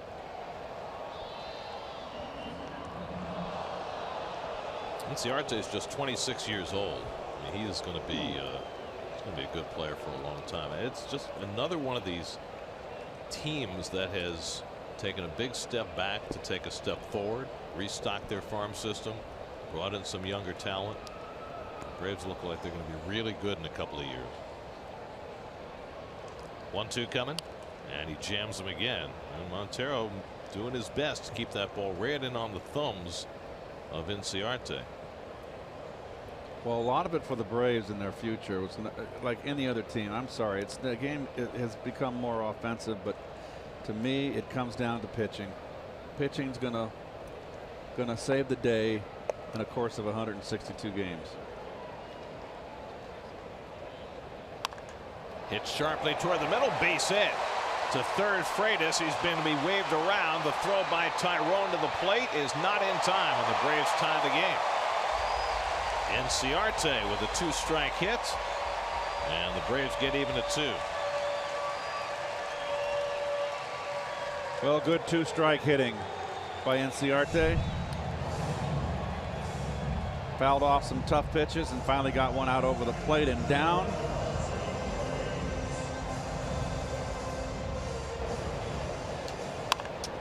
And Freitas, what a day he's had. The slow-footed catcher has scored a run. He's driven in a run. He's got himself a base hit. Then Worthen out at the mound to talk to Montero, who's at 93 pitches through 4 1/3 innings, and it's been an odd game for him because he hasn't walked anybody, but he's had 7, 8, 9, 11 pitch at bats. You know, we were showing the Mets ERA 5.20 by their starting pitchers. We'll figure it out for you by tomorrow, folks. But I wonder what their pitch per inning is. Right, this year it's got to be extremely high. Well, we went into the season with you talking about how the most important number for this team was 21. That's right. 21 outs per start. Well, that's been rarely attained. So don't listen to me in the winter, folks. I don't know what I'm talking about.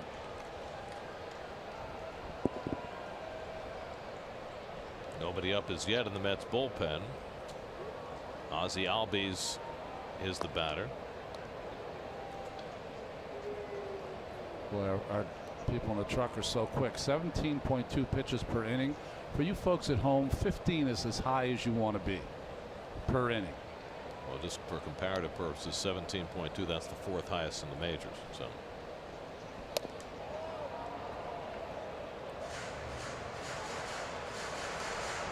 we've been tracking what happens when Montero gets ahead or behind after 3 pitches, and not a whole lot of difference tonight. Because the stuff is outstanding. Inciarte at first, 21 steals this year. And Albies takes outside 2-0. One of the rare times Montero's been behind 2-0 tonight.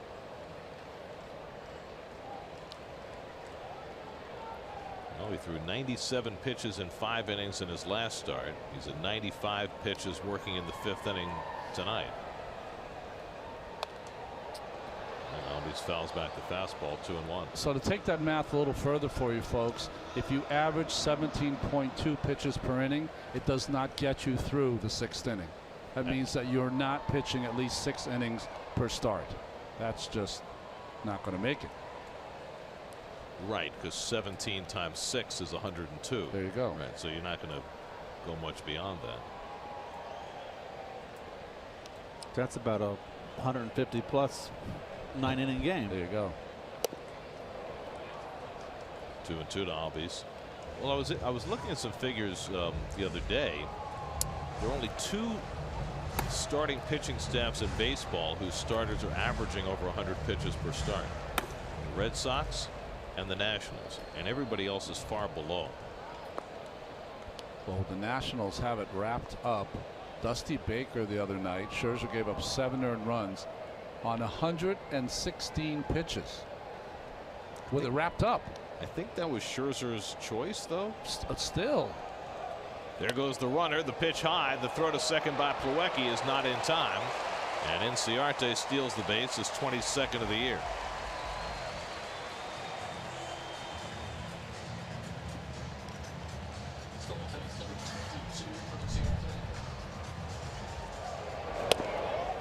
Well, all good base stealers have explosiveness. From the start, they just explode and pick up the speed quickly. There's a nice stand-up slide right there too. And Albies takes inside ball 4, and there's the first walk of the night for Montero. And time might be running short for Rafael in this game. Freddie Freeman coming up with 2 men on. He's had the ability to get him out the first 2 at bats. That 3rd time around, though, seems to be the Achilles heel for most pitchers. Well, he struck him out twice, swinging on the slider, and in the second at bat, which was in the 4th inning, a really impressive down and in slider. Now he's got to face him with 2 men on. And he gets away from Plawecki, and those will move the runners up. So that's a big base because it takes the double play out of order. Gosh, I'd get the intentional walk here. I'd walk him. I know he struck him out twice. I'd still walk him. You've got Lane Adams, who's replaced. He's going to do that, of course. So Lane Adams replaced Matt Kemp, and it's his turn. So after the wild pitch, they'll give the automatic intentional walk to Freeman. Yeah, that's right. Are you the one that came up with abracadabra walk? It's the abracadabra walk. Who else? Come on. Shake myself. What's wrong with me? So an unintentional walk followed by a wild pitch and an intentional walk loads it up for Lane Adams, batting for the first time tonight. Matt Kemp batted twice, struck out both times, had trouble moving around in the field, and Adams, the rookie, comes up to pinch hit for him.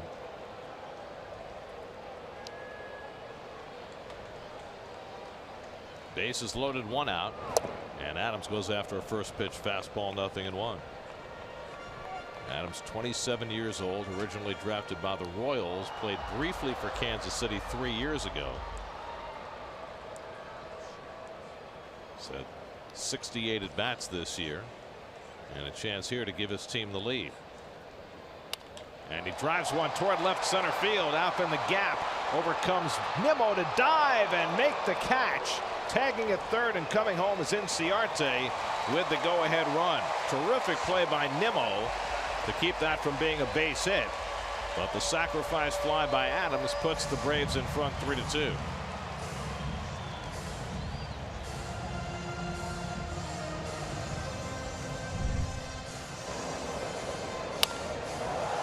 Fly ball is shallow, and Nimmo thought it was hit a little bit further, but made a nice recovery. Beautiful dive right here. Even if he caught that ball on the run, that was hit deep enough to get the runner home.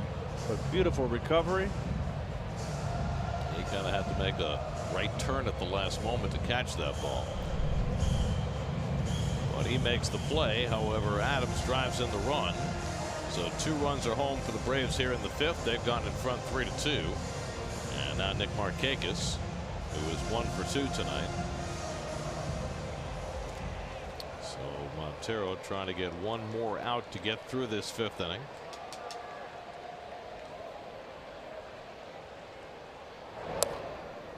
And gets the slider over for a strike.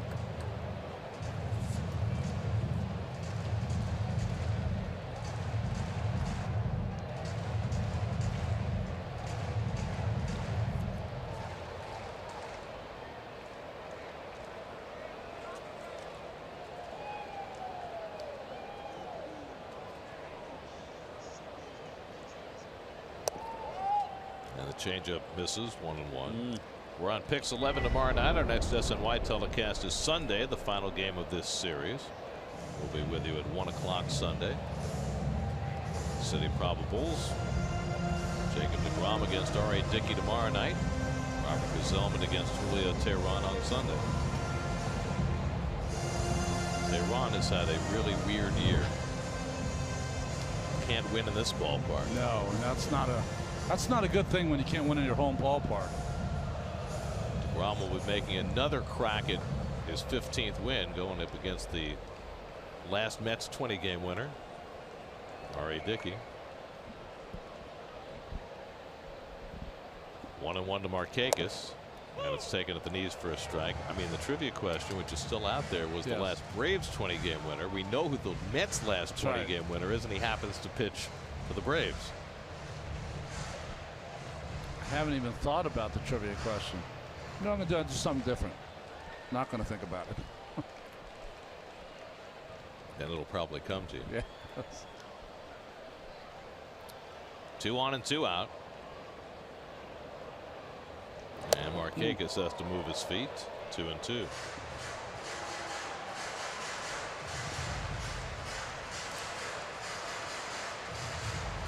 Here's R.A. Ready for his start tomorrow night. I think he's 500 this year, right? He's done okay. Yeah. Montero's thrown as many as 117 pitches. He did that in that gem he pitched in Cincinnati when he pitched into the 9th inning. Here 2 out, 2 on, 2-2 to Markakis. And that's in tight, 3-2. What we've seen from Montero is that if he can't execute that fastball on the 2-2 count, the changeup or slider's coming on the 3-2 count. He's already thrown 31 pitches in this 5th inning. He'll run his 7th full count of the night. So now Albies at second, Freeman at first will be running. 3-2 to Markakis. Up the middle, off Montero, deflects to Cicchini. The play at first, not in time, and the bases are loaded. An infield hit for Markakis to load him up.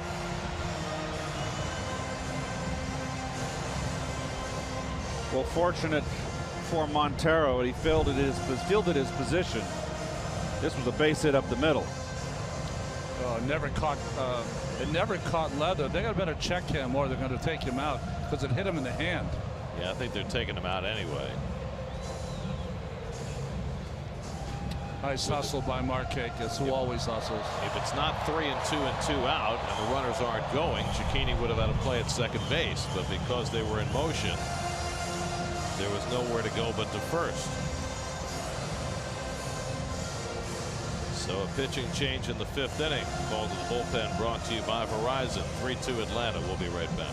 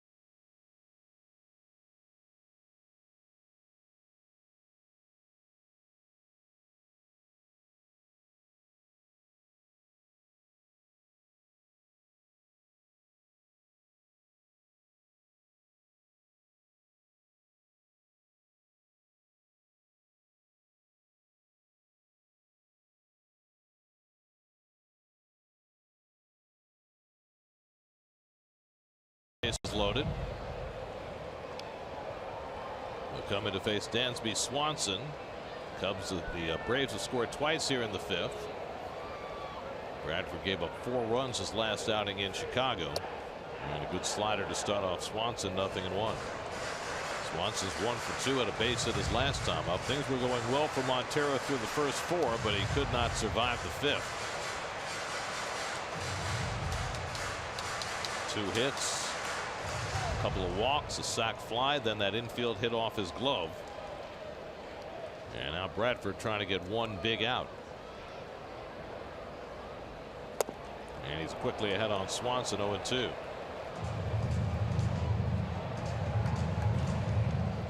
Albies at third, Freeman at second, Markakis at first with 2 down.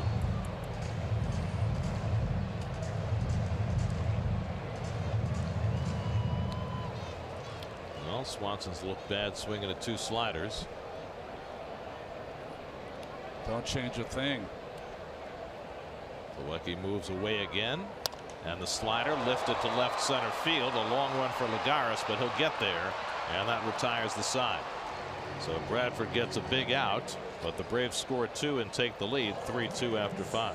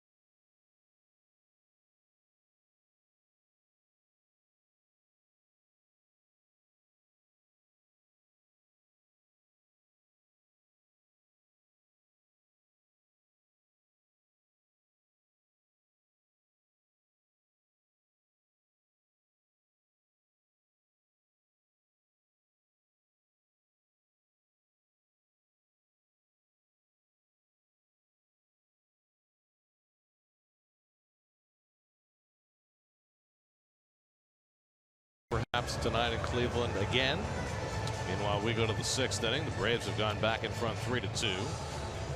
Sean Newcomb goes back to the mound for the Braves, having struck out the last 5 Mets hitters. He'll take on Brandon Nimmo, whom he struck out his last time up. And Brandon breaks that strikeout streak by flying 1 to left. Lane Adams there to grab it. 1 pitch and 1 out. Halfway to Seaver, all he could manage.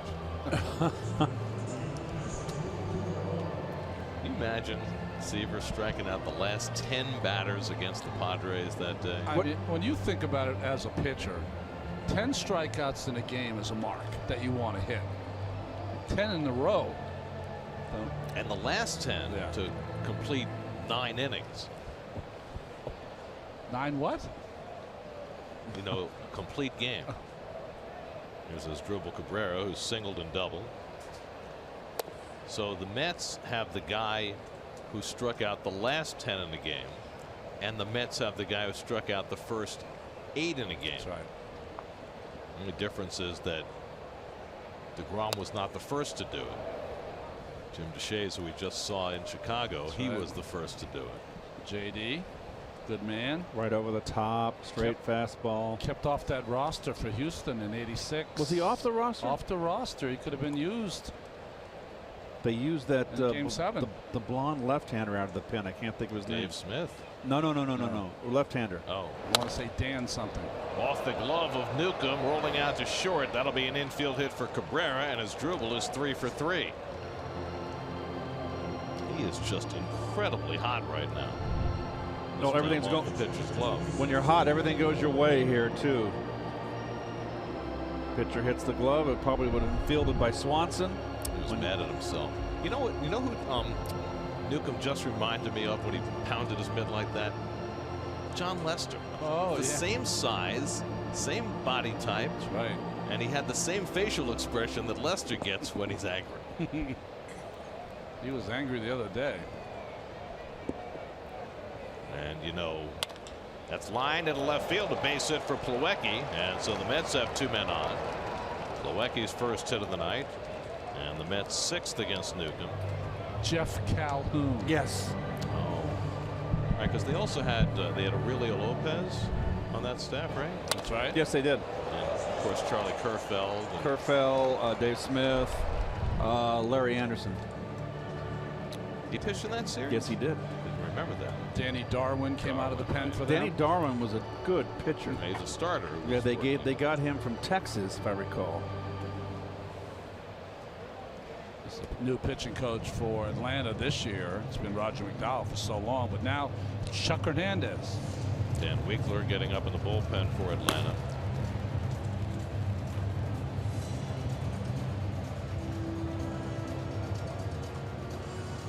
Let's go back to our Verizon trivia question. Last 20-game winner for the Braves. Now, who was going to get that? Wow. That was in Russ Ortiz's heyday. So Russ Ortiz won 21 games in 2003. 2004, the Mets opened in Atlanta, and the first pitch of the season thrown by Russ Ortiz, Kaz Matsui hit over the center field fence. Really? Yes. And didn't Russ Ortiz in 2002 pitch for the Giants? Well, he certainly did. Game 6.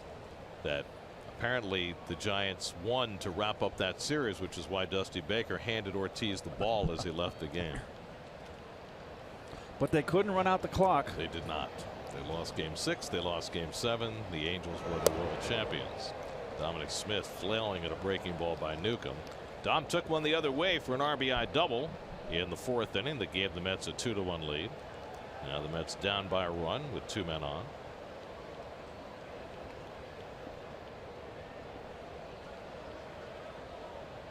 He wouldn't chase that breaking ball. 1-1.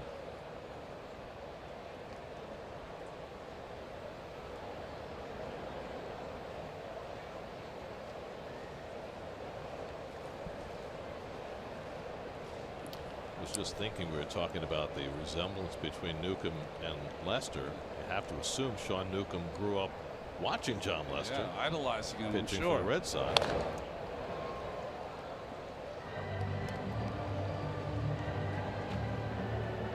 Dominic looks a little frustrated. He's just a little bit quick on the breaking ball. Just got to keep that shoulder in. Well, he got behind on the count his last at bat and smacked one to left field. It was a fastball, and I don't think he's going to get one away here.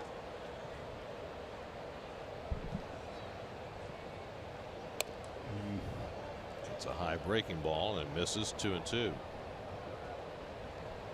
Newcomb has struck out 8. He has not walked about it tonight, which is big for him. Came in averaging 5.3 walks per 9 innings. So he and Montero both came in with high walk totals and both did a better job tonight of throwing strikes. His pitch count is better, though. Hasn't had those 10 and 11 pitch at bats that Montero did. Cabrera at second, Plawecki at first, and Freitas will go out and talk to his young lefty. You know, he struck out Smith the first time up on a sinking fastball down and in, so he can go there or throw that good breaking ball again.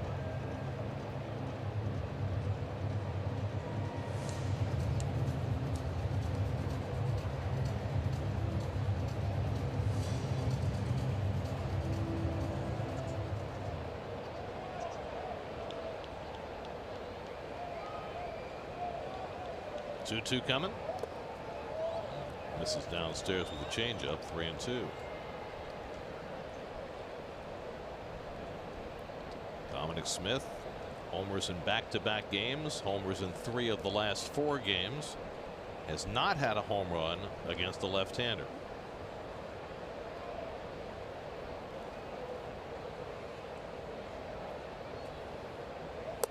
And now he draws a walk to load him up. First walk of the night for Newcomb. Well, it's one thing I like that I see out of Dominic Smith. That's going to be all for Newcomb. Is that when he gets 2 strikes on him, he becomes much more disciplined at the plate. Has a very good at bat drawing that walk.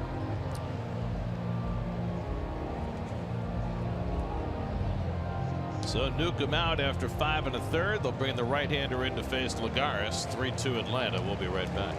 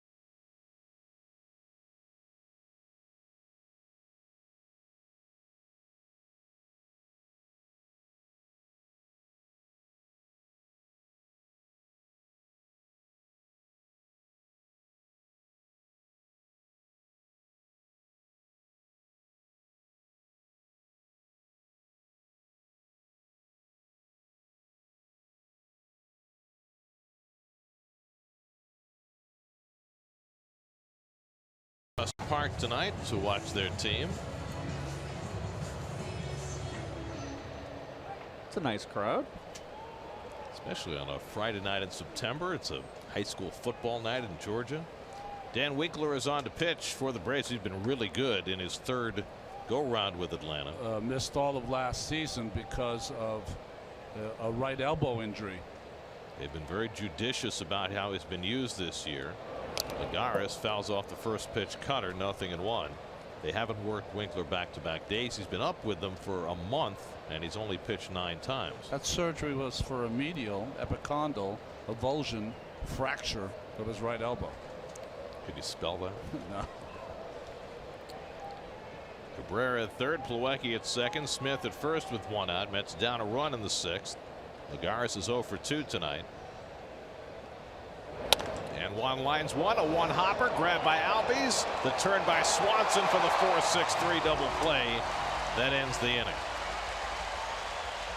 So Winkler comes on, gives up a hard hit grounder. The Braves middle infield turns it into 2. Albies and Swanson keep the Braves in front.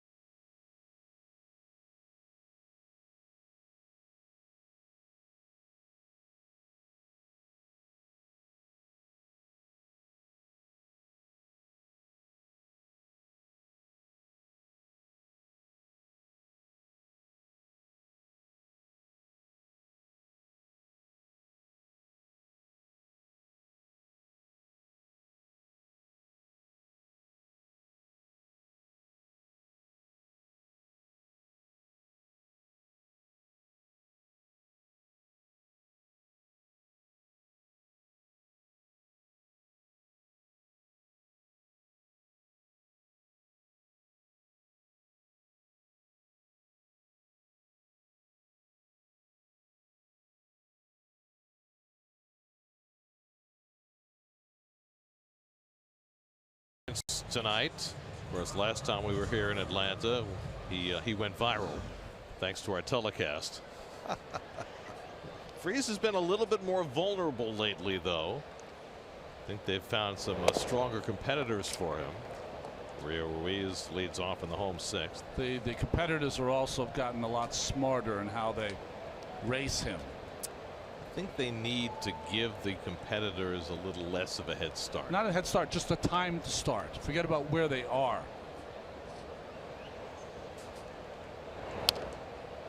1-1 to Ruiz, who's 1 for 2 tonight, facing Chasen Bradford, who came on to get the final out in the 5th. Mets threatened in the top of the 6th, but a bases loaded double play got the Braves out of trouble. Jose Ramirez, not the Indian second baseman, is up in the Braves bullpen. Disambiguation.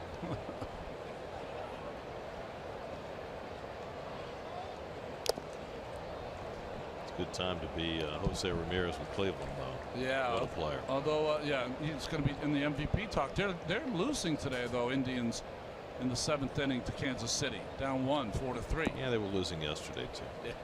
I mean, they got to lose one day. Someday. Line and low bridge past Bradford and into center field. And Chase unfortunate to get out of the way. That could have been dangerous. Whoa.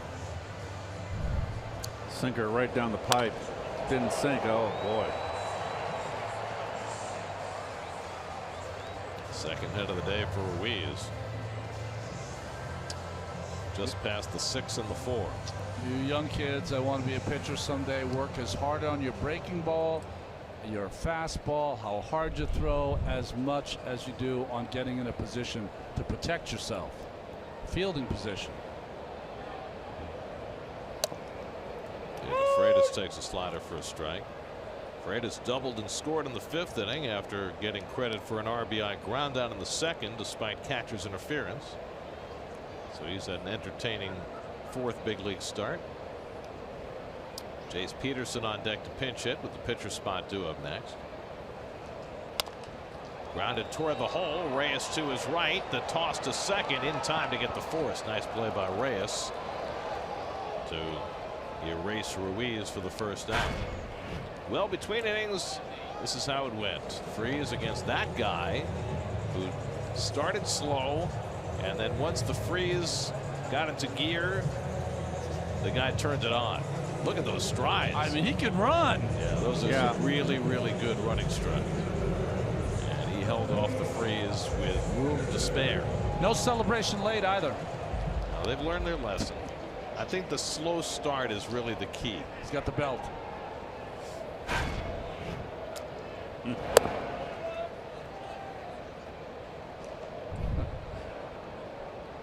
Go, go, go, go.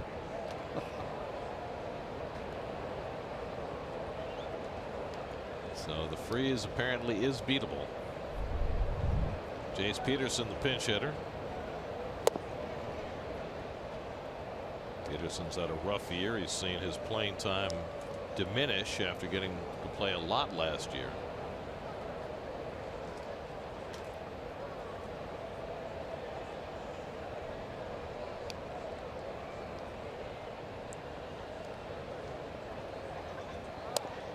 And Bradford finds the corner, and it's 1-2.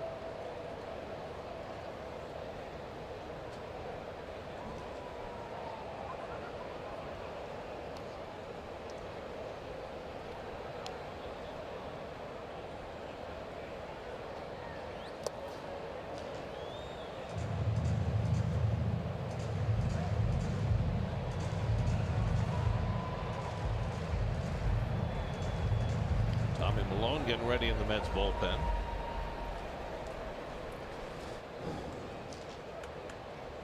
You got the left-hand hitting Inciarte on deck. Left-hand hitting Peterson at the plate. 2-2 from Bradford. Smack toward the hole. That's a base hit. So Peterson gets a base hit as a pinch hitter, and the Braves have 2 men on.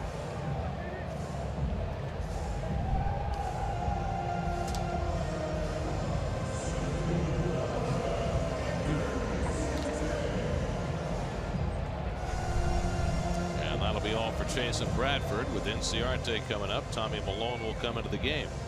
So Bradford faced 4 batters, got 2 outs, gave up 2 hits.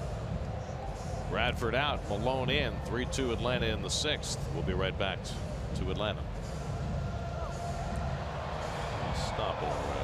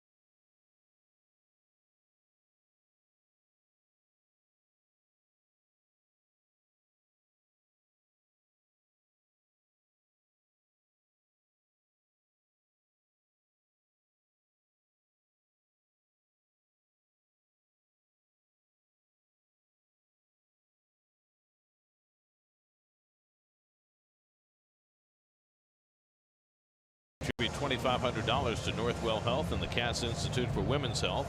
The total contribution to date is $157,500 so far this season. Visit northwell.edu/cats to learn more. Well, you see the numbers for Tommy Milone, who's split his time in the bullpen and spot starting.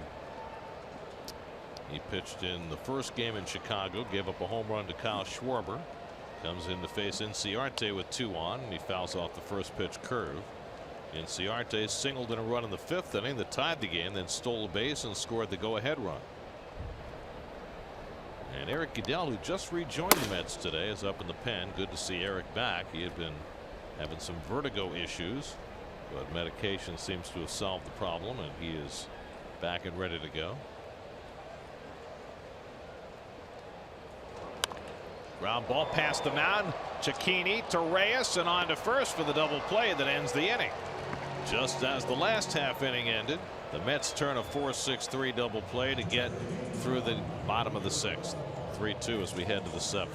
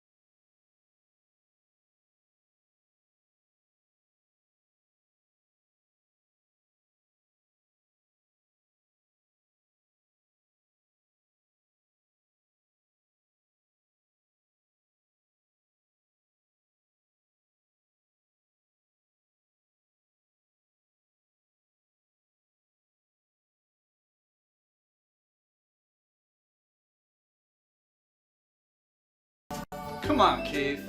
No candy. You know that. Come on, Keith. You know he wants one of your famous lollipops. Yum, yum. I always keep a box in the booth. Ronnie needs a babysitter and gets stuck with Keith. See how that works out on the latest episode of the SNY.TV digital series, The Amazing Life, presented by Coca-Cola. Check it out now on SNY.TV/Coca-Cola. I felt like Porky Pig or one of those cartoon characters with Ronnie, the angel and the devil on my shoulder. That's not the first time you've had an angel or devil on your shoulder. Jose Ramirez, outstanding stuff. His issue is walks, really, because his stuff, when it's in the zone, very difficult to hit. Nori Aoki, the pinch hitter, batting for Tyrone on a lefty-righty switch. Aoki just 1 for his last 16 after a fast start with the Mets. Gavin Cicchini on deck and then the pitcher's spot for the Mets in the 7th.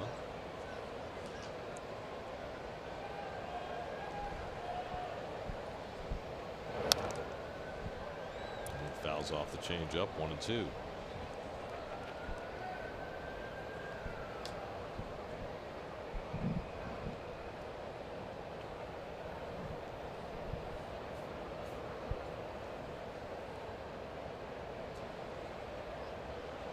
Jose Ramirez started out his career with the Yankees. They let him go. Braves have picked him up and he has become a little more polished. Yes. Now at age 27.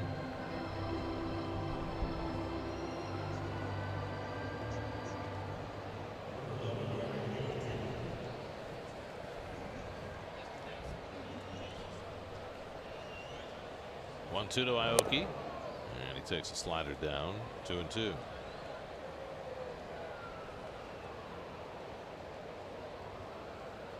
Cicchini to follow. Mets trailed 1-0, led 2-1, down 3-2 as they bat in the 7th. And Aoki flares one foul. So the Mets have given up only 3 runs tonight. But that's now 52 runs in the last 5 games. That's a new record. Most runs the Mets have ever allowed in a 5-game span, 52. They're setting records like that every day. It's not a good thing. No. Pitch number 7 coming to Aoki. And another foul ball. Aoki's got to be like, the fans got to know him around the league. He's got to be one of the more popular players, right? Souvenir. Souvenirs for everybody. That's right. I'm sure the pitchers aren't too fond of him.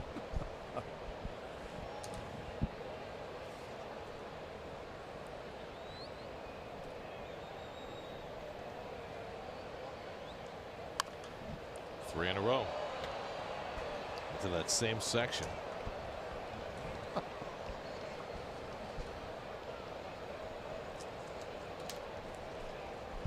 You might get more than one if you're lucky. He's hitting it into a section where there's some Mets fans, because I can see their jerseys.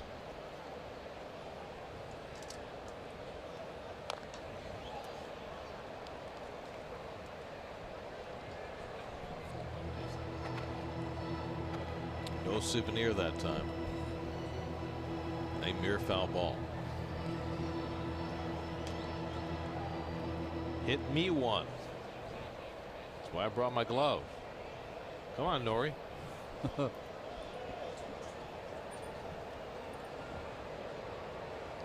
Pitch number 10 from Ramirez.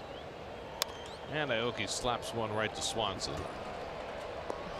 One out. Finally went inside in that kitchen and got him. Let's check in with the studio. Larry Ridley has another game break brought to you by the New York State Department of Health.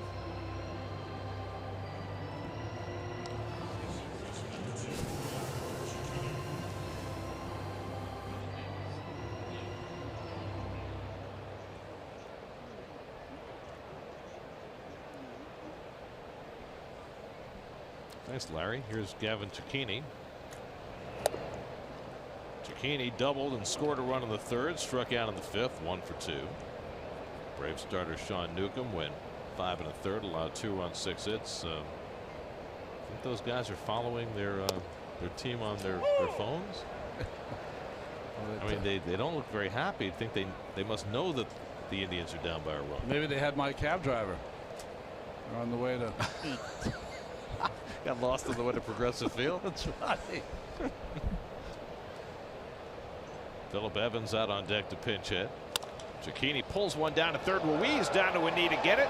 Fires the one hopper in time to get Cicchini. Beautifully done by Rio Ruiz. 2 men down. Keith, we saw Bryant do this in Chicago. These third basemen are starting to one bounce it over there like the AstroTurf I days. saw that long one bounce. You used to only see it on AstroTurf, Ron. And I played many a game on turf and had a lot of throws from the third baseman like that. Sometimes from the shortstop. They're an easy pick for the first baseman, the long hop. So here's Phillip Evans.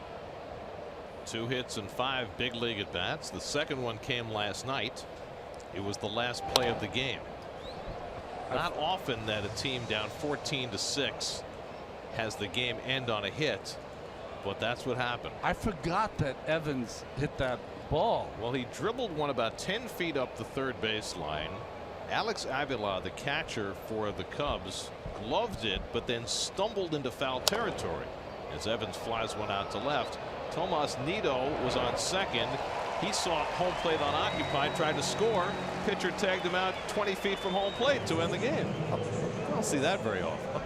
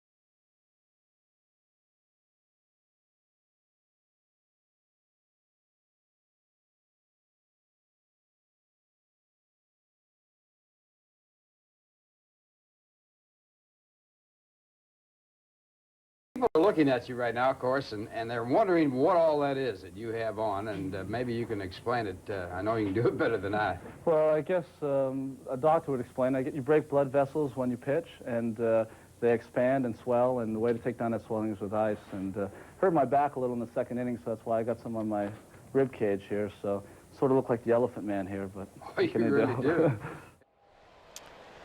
That was a classic Kiner's Corner. I had never seen that one before. That's funny. Have you seen that since 19 whatever that was? I have. I don't know when I saw it, but I've seen it before. 1988. Jerry Blevins on to pitch. Nori Aoki now playing right field. Ozzie Albies up from the right side, fouls one back. That was outstanding.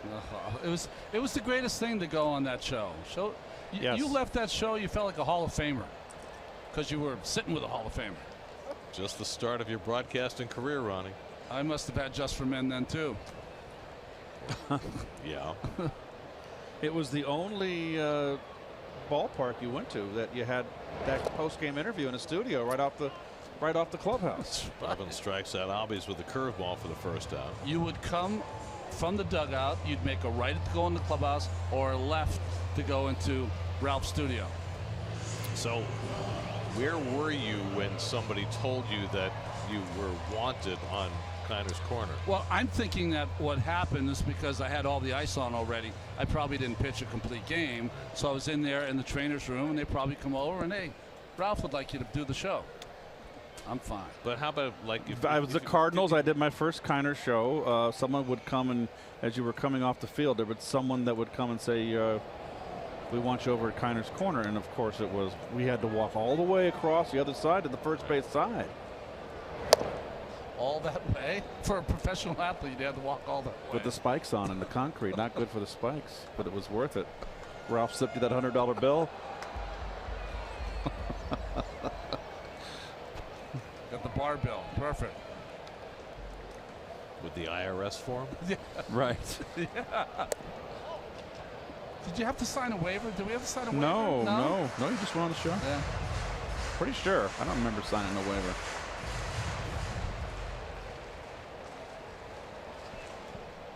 Freeman has owned Blevins, 7 for 14 against Jerry.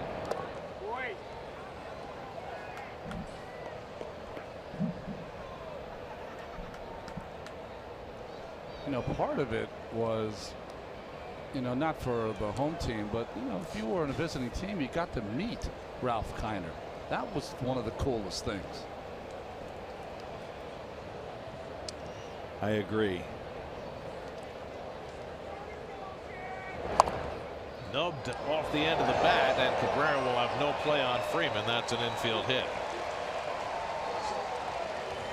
First hit of the night for Freddie. Well, it's an ugly one, but he'll take it. But he had the right idea, trying to go the other way.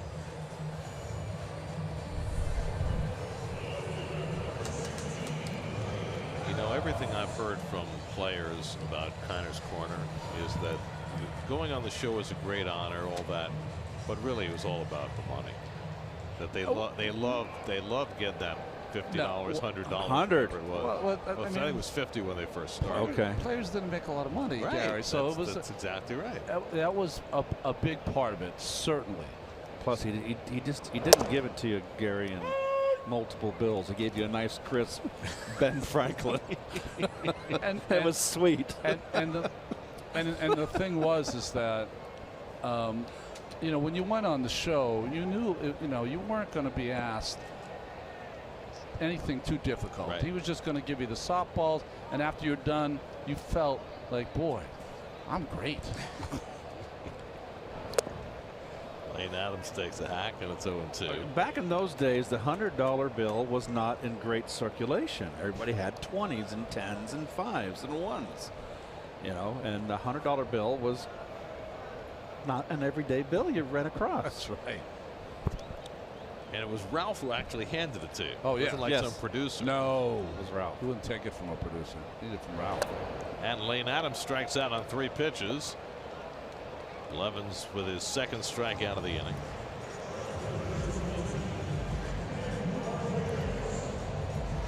So now 2 away, and here's Markakis. Blevins, like everybody else, had a rough go of it yesterday in Chicago. Well, he left with a couple of runners on, and those inherited runners scored. There was only a blue pit and a walk against him, but 2 markers.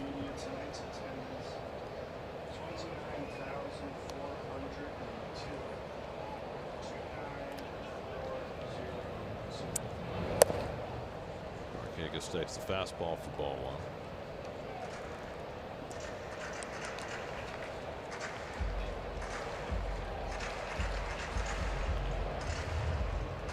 Freeman has thrived against Blevins. Markakis has not. He's just 2 for 19 against Jerry.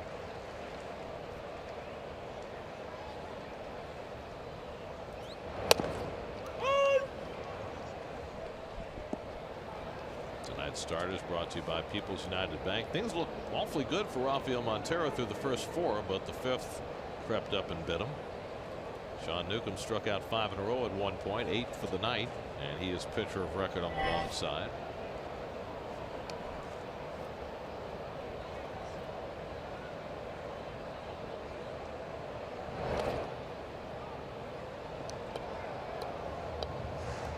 Well, they're in the 9th now in Cleveland. Royals 4, Indians 3.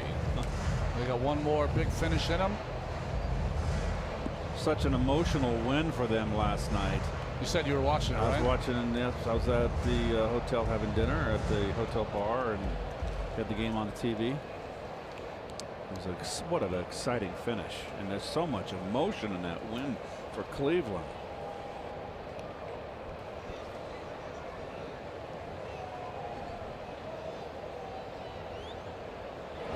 And Markakis can't catch the curveball. 2-2.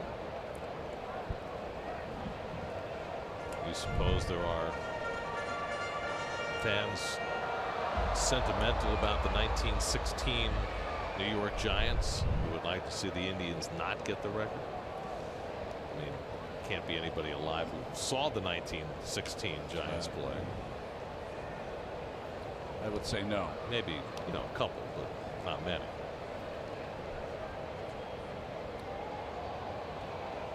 Two coming.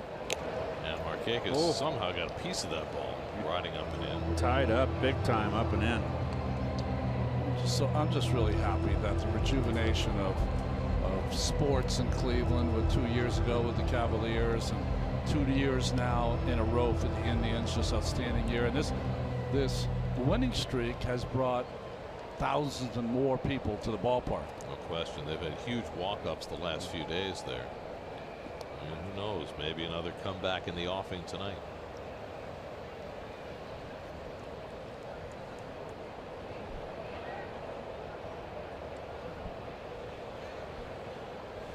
Freeman at first with 2 out. 2-2 to Markakis. Freeman is picked off. Smith makes the throw. A one-hopper, but Reyes digs it out and makes the tag to retire the side. Reyes with a nice pickup on the low throw by Smith. Not the first time we've seen Dom have trouble with that throw.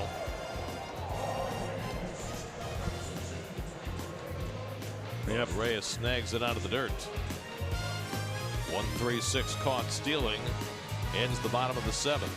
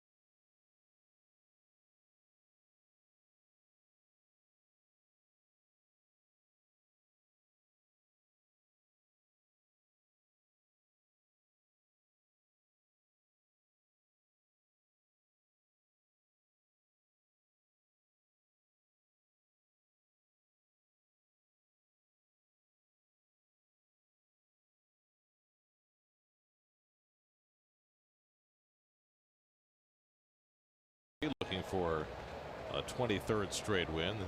Alex Wood finally got himself righted, pitching well in Washington tonight, and the Cubs won this afternoon, beat the Cardinals. They now lead St. Louis by 4.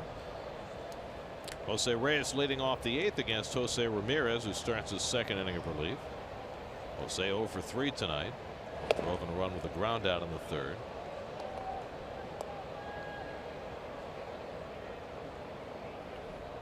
Brandon Nimmo on deck, and then Asdrubal Cabrera.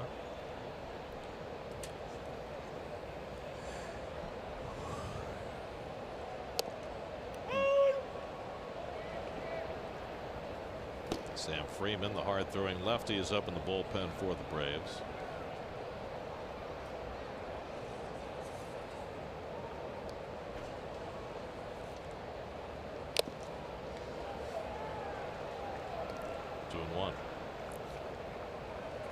Jim Johnson, who has closed much of the year for the Braves, has an Achilles injury, so he's probably not available. Arodys Vizcaíno has done the closing when Johnson has not this year.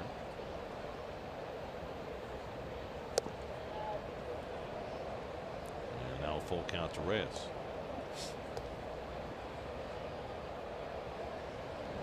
Mets 2 runs, 6 hits. The Braves 3 runs and 10 hits. We're in the 8th. And Reyes grounds one right to the second baseman. Albies makes the play, 1 out. So Ramirez has faced 4 and retired 4.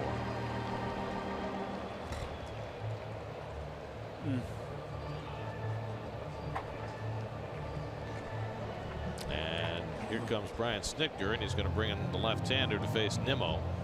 So Sam Freeman, the former Cardinal, will come in after Ramirez sets down all 4 that he faces. 3-2 Atlanta in the 8th. Freeman coming in. We'll be right back.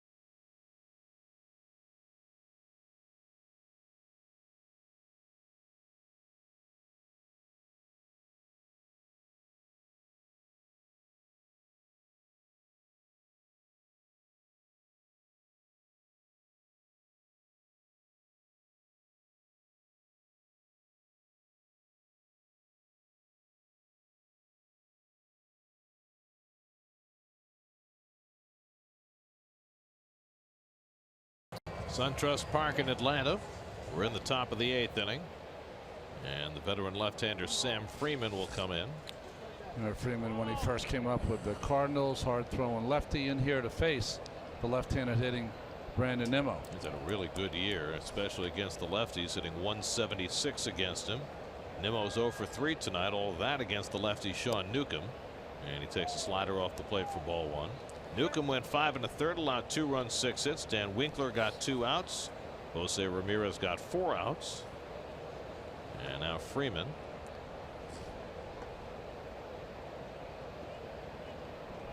And the Braves will get a right-hander up in the bullpen. You've got Cabrera on deck, who's been just killing it as a right-hand batter. So you have to believe this is going to be Freeman's only mark. And he's quickly behind on Nimmo, 2-0.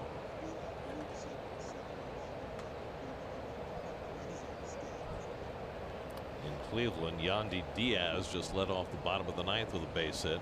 A blooper at that. So they got the tying run on base. Here they go. And now it's 3-0 to Nimmo. So Freeman having trouble throwing strikes, and Nimmo's not going to help him out. Terrific knowledge of the strike zone. And he will almost certainly take one here and maybe another.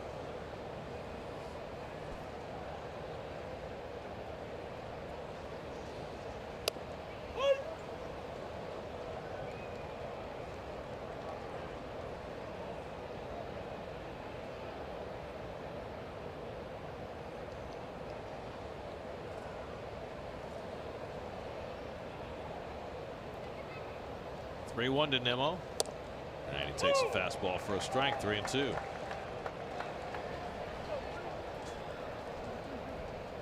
Fine line, right, Keith, between having a good eye and aggressive. Well, Brandon still is thinking of himself as a leadoff hitter. Albies in front of it. 2 out. So Freeman comes from 3-0 down to get Nimmo on the ground out, and they're 2 away. So they can lead the lefty in to face Cabrera. Apparently so. Apparently so is right. He's dribbled 3 for 3, all as a right-hand batter tonight. 2 singles and a double. To your point about Nimmo, in that particular at bat there, he got taken 3-0. He's 3-1. He's still thinking of a walk, that type of leadoff hitter mentality. I'd like to see him swing the bat. 3-1's a good pitch to hit. Yeah, it's a 3-2 game. Maybe go deep. Let it rip.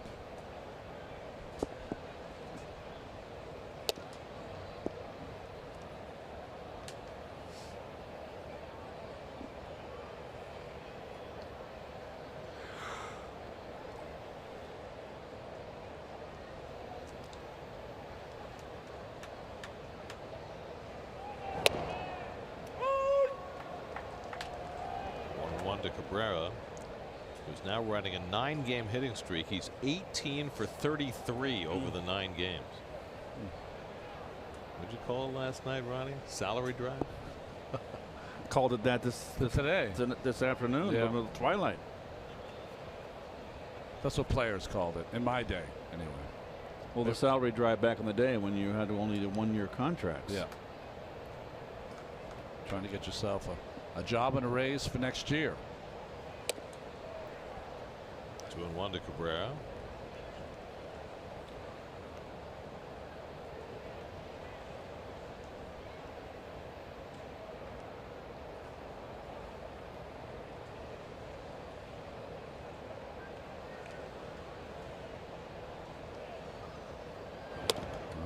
And that one sails outside. 3-1. Kevin Plawecki would be next. Cabrera's power numbers are down this year. Well, he is certainly capable of tying it with one swing. Instead, he takes the walk, and the Mets have the tying run on base. So Cabrera on base for a 4th straight time tonight. And Plawecki will bat.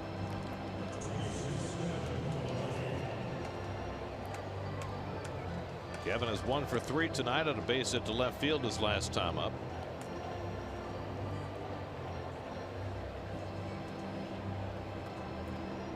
Arodys Vizcaíno, who figures to close this game for the Braves. His last 12 appearances, he's pitched multiple innings twice, so he can do it. I guess with Smith on deck, they'd rather leave the lefty in the game to face Plawecki in this spot. You might end up losing the game. You're right. Geico Sports Night tonight after the post game. Injury update for the Giants. Jets ready to try and win a game. And hockey already. That's lined into left center field by Plawecki for a base hit. Cabrera stops at second, and the Mets have a couple of men on with 2 out, and Dom Smith coming up. Second hit of the night for Plawecki.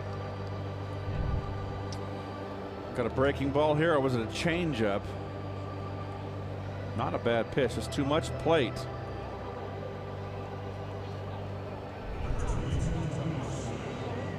So we'll see how Dom attacks Freeman on this at bat.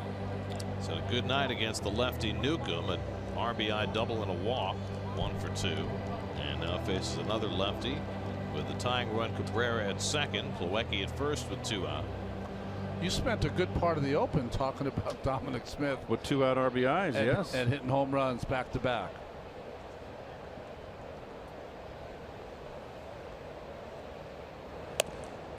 Well, I kind of went a little overboard in the open. You know, I had to cut it back a little bit. I had so many things to say about it, but you know, with such brief, you know, we had to hand off to you. We had to get to the pitchers. You could have talked all night. I love it. We haven't had to wrap it up in about a month. And now Freeman quickly behind on Smith, 2-0. So good pitch to hit here. To me, right now, a double left center field gap puts the Mets ahead. Comfort level for pitchers outside corner here, 2-0, fastball away. Comes inside and he gets a swinging strike, 2-1. He didn't mean to. The catcher set up away. Got a big hole there. Look at that with the shortstops up the middle.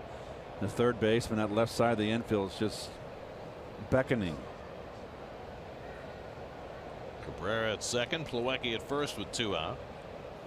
And Smith lifts one to left field, and Lane Adams cruises over. And that retires the side. Mets strand 2 in the 8th. Still 3-2 Atlanta at SunTrust Park.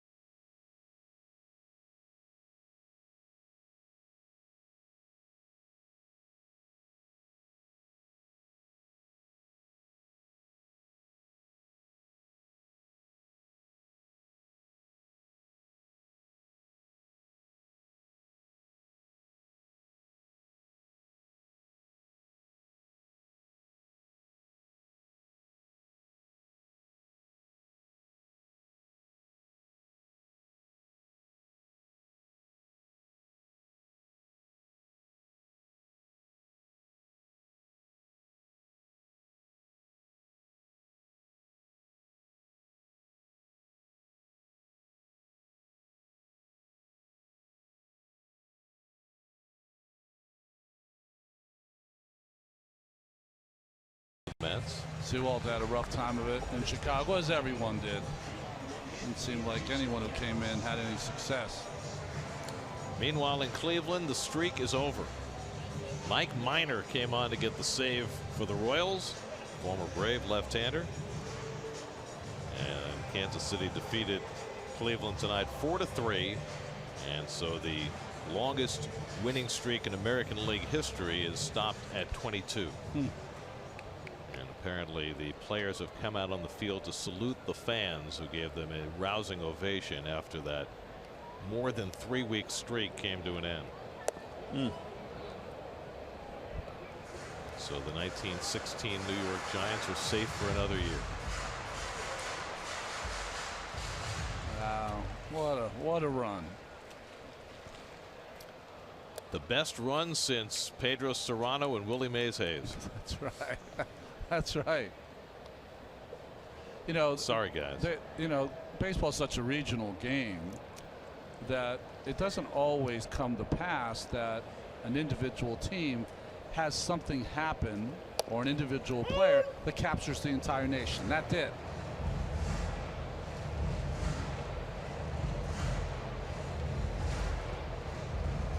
Not only did the Indians lose tonight, but Rhys Hoskins did not hit a home run tonight. Phillies got shut out. So it's now 18 home runs in 35 games for Hoskins, which is still a record.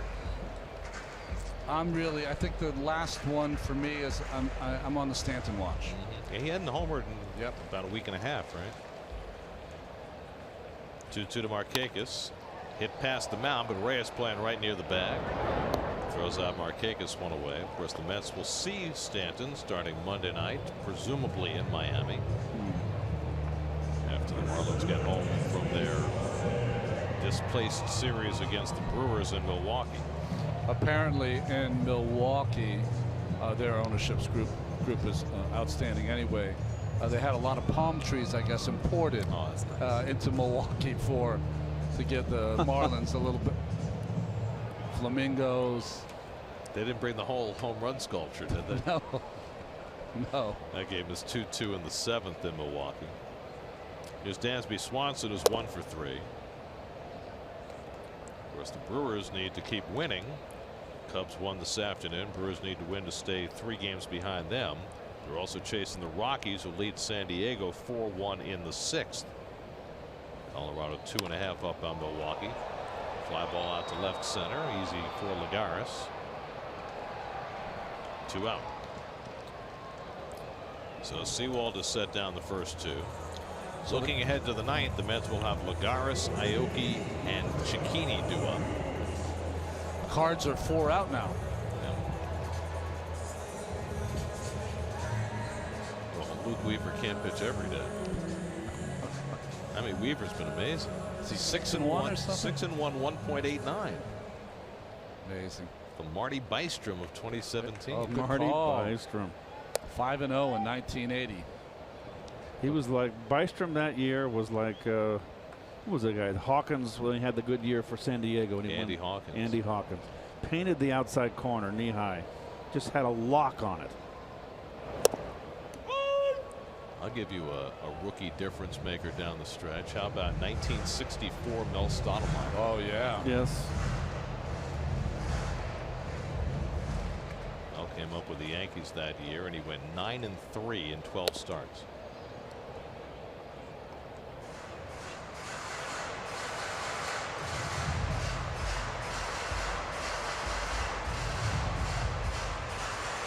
And he had a 5-hit game that year.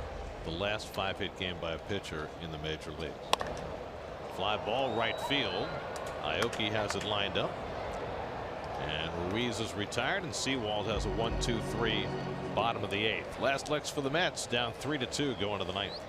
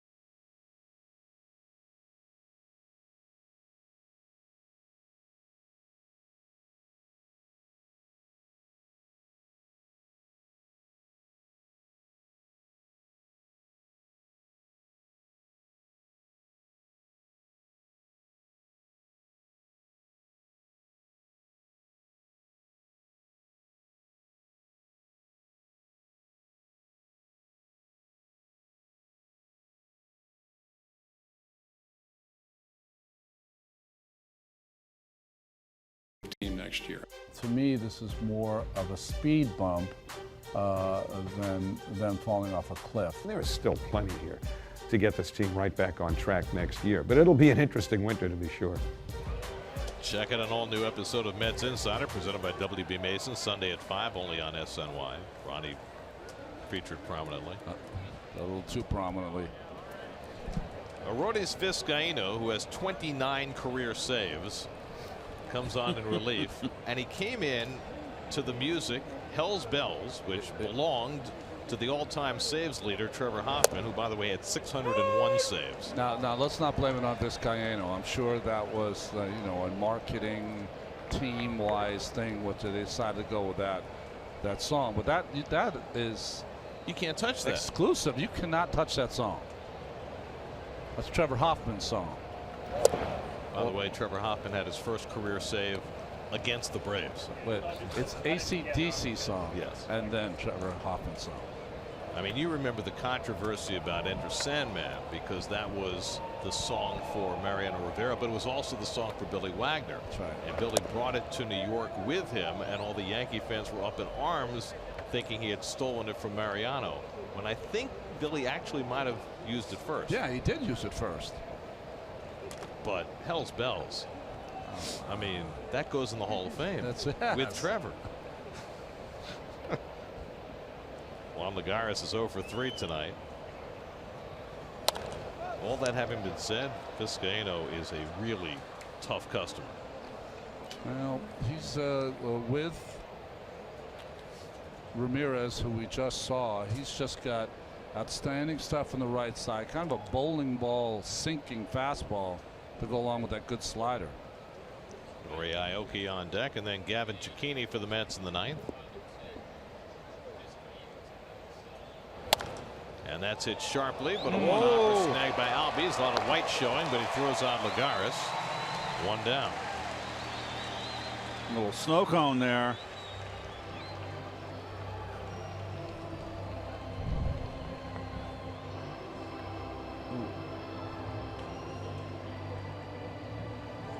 I must say that I've never, well, I shouldn't say never. I'll just say Juan Lagares hits in the toughest luck. He hits the ball hard at people. I cannot tell you how many times. It's a lot of balls hard on the ground. And hitters nowadays will tell you outs are on the ground, hits are in the air. Yeah, but Juan is not a guy they put a shift on. So he's just finding those fielders. Would the hockey equivalent be a guy who always hits the goalie, never puts it in the net? Well, if you judge him by exit velocity, he should fare well. Or maybe a guy who hits the post. Yeah. Oh, there you go. Yeah. Aoki came on as a pinch hitter in the 7th, grounded out, stayed in the game in right field.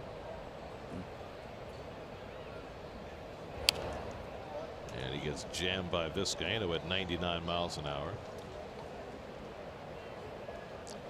Coming up after we're done here, it's WB Mason postgame live. Gary Apple, Nelson Figueroa, all the highlights, all the interviews, all the analysis, all the stuff you need to know on WB Mason postgame live. Too high, and now it's 3-1 to Aoki.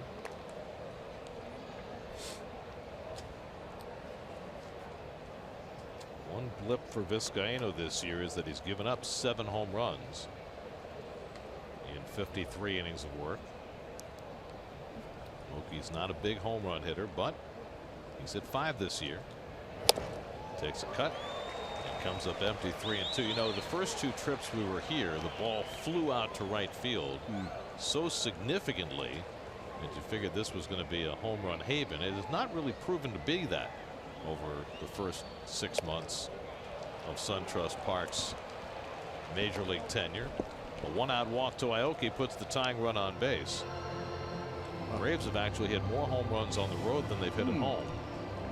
And their pitching staff has fared better at home than on the road, except for Tehran. I mean, maybe it was just the series that you guys saw here. I mean, it seemed like everything was going out to right and right center. And even if it wasn't going out, it was traveling a lot farther than you would expect it to. But Also, there's no wind tonight, so that has something to do with it. Here's Cicchini, who's 1 for 3, doubled and scored back in the third. Aoki, the tying run at first. He's got 6 steals this year. And the fastball catches the corner, 0-1 to Cicchini. Mets have an all right-handed bench at this point in the game, and Matt Reynolds is out on deck to pinch hit.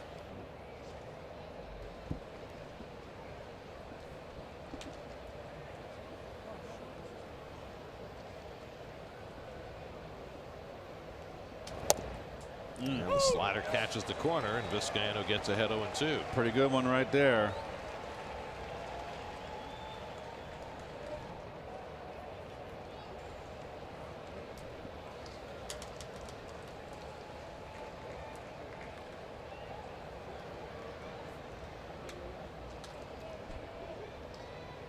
Vizcaino trying to save it for Sean Newcomb, who went the first 5 1/3. Winkler, Ramirez, Freeman, and now Vizcaino. And he misses high with a slider, 1-2.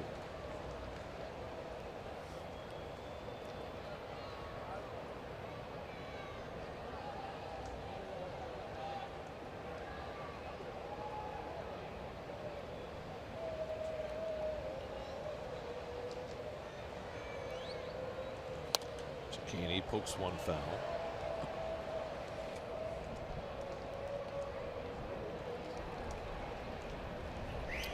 Well, A.J. Ramos, who didn't pitch at all in Chicago, getting himself ready in case Mets get themselves a lead to protect. I was standing behind A.J. before we got on the plane last night. He shook my hand. He said, "You know, I'm still on the team." I said, "Okay," because he did not see any action in Chicago. Your team's getting thumped. There's not much use for your closer. Cicchini grounds one down to third. Ruiz goes to second, gets the force there. The return to first, not in time. Great stretch by Freeman. He's off the bag at second base. He's going to be safe at second. They're going to appeal. Steps out of the dugout, tells Aoki to go back to second, and the Mets will certainly challenge this. No reason not to. He is off the bag. Ball was not hit hard. That's a young rookie mistake right there. You got a 1-run lead. Make sure that lead out.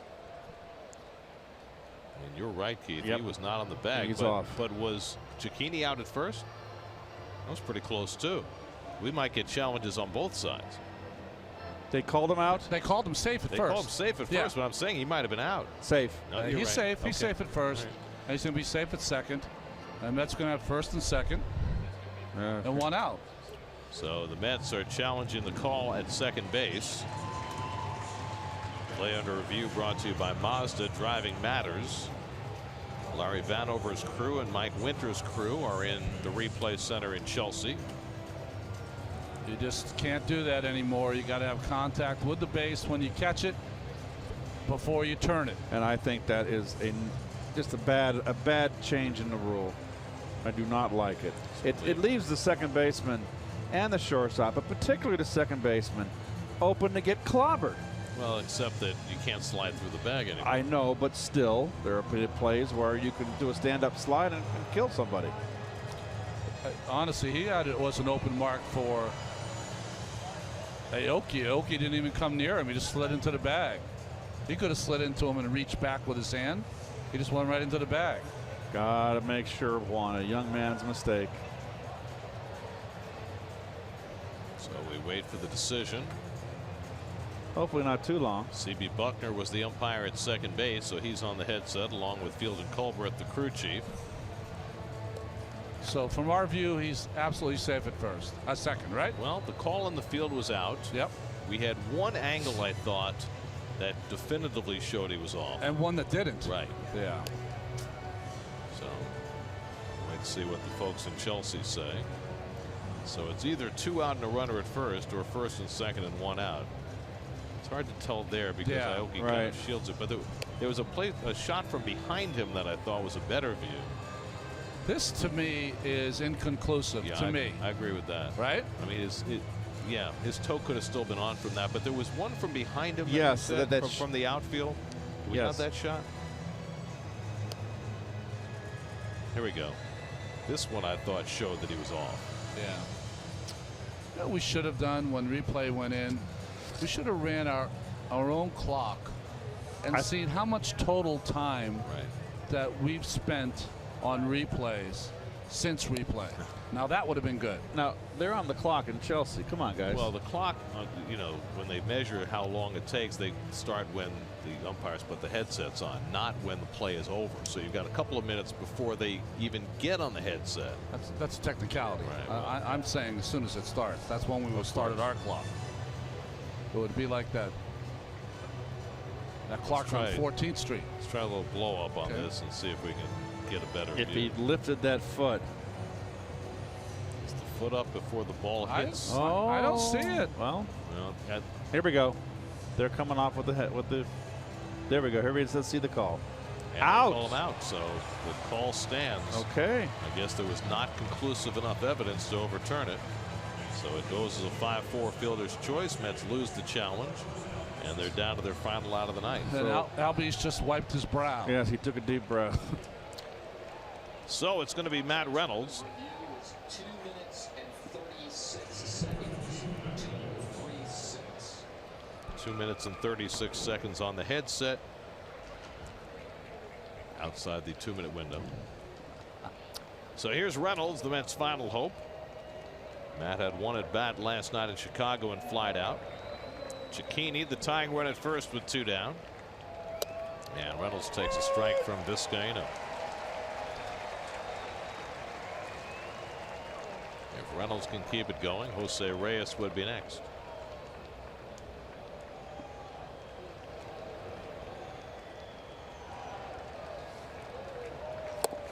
And a slider gets Vizcaino ahead 0-2.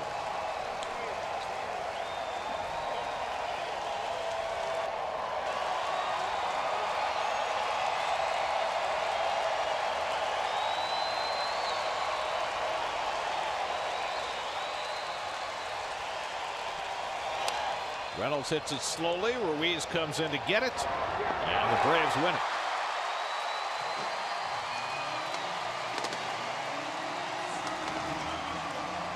Atlanta takes the opening game of the series.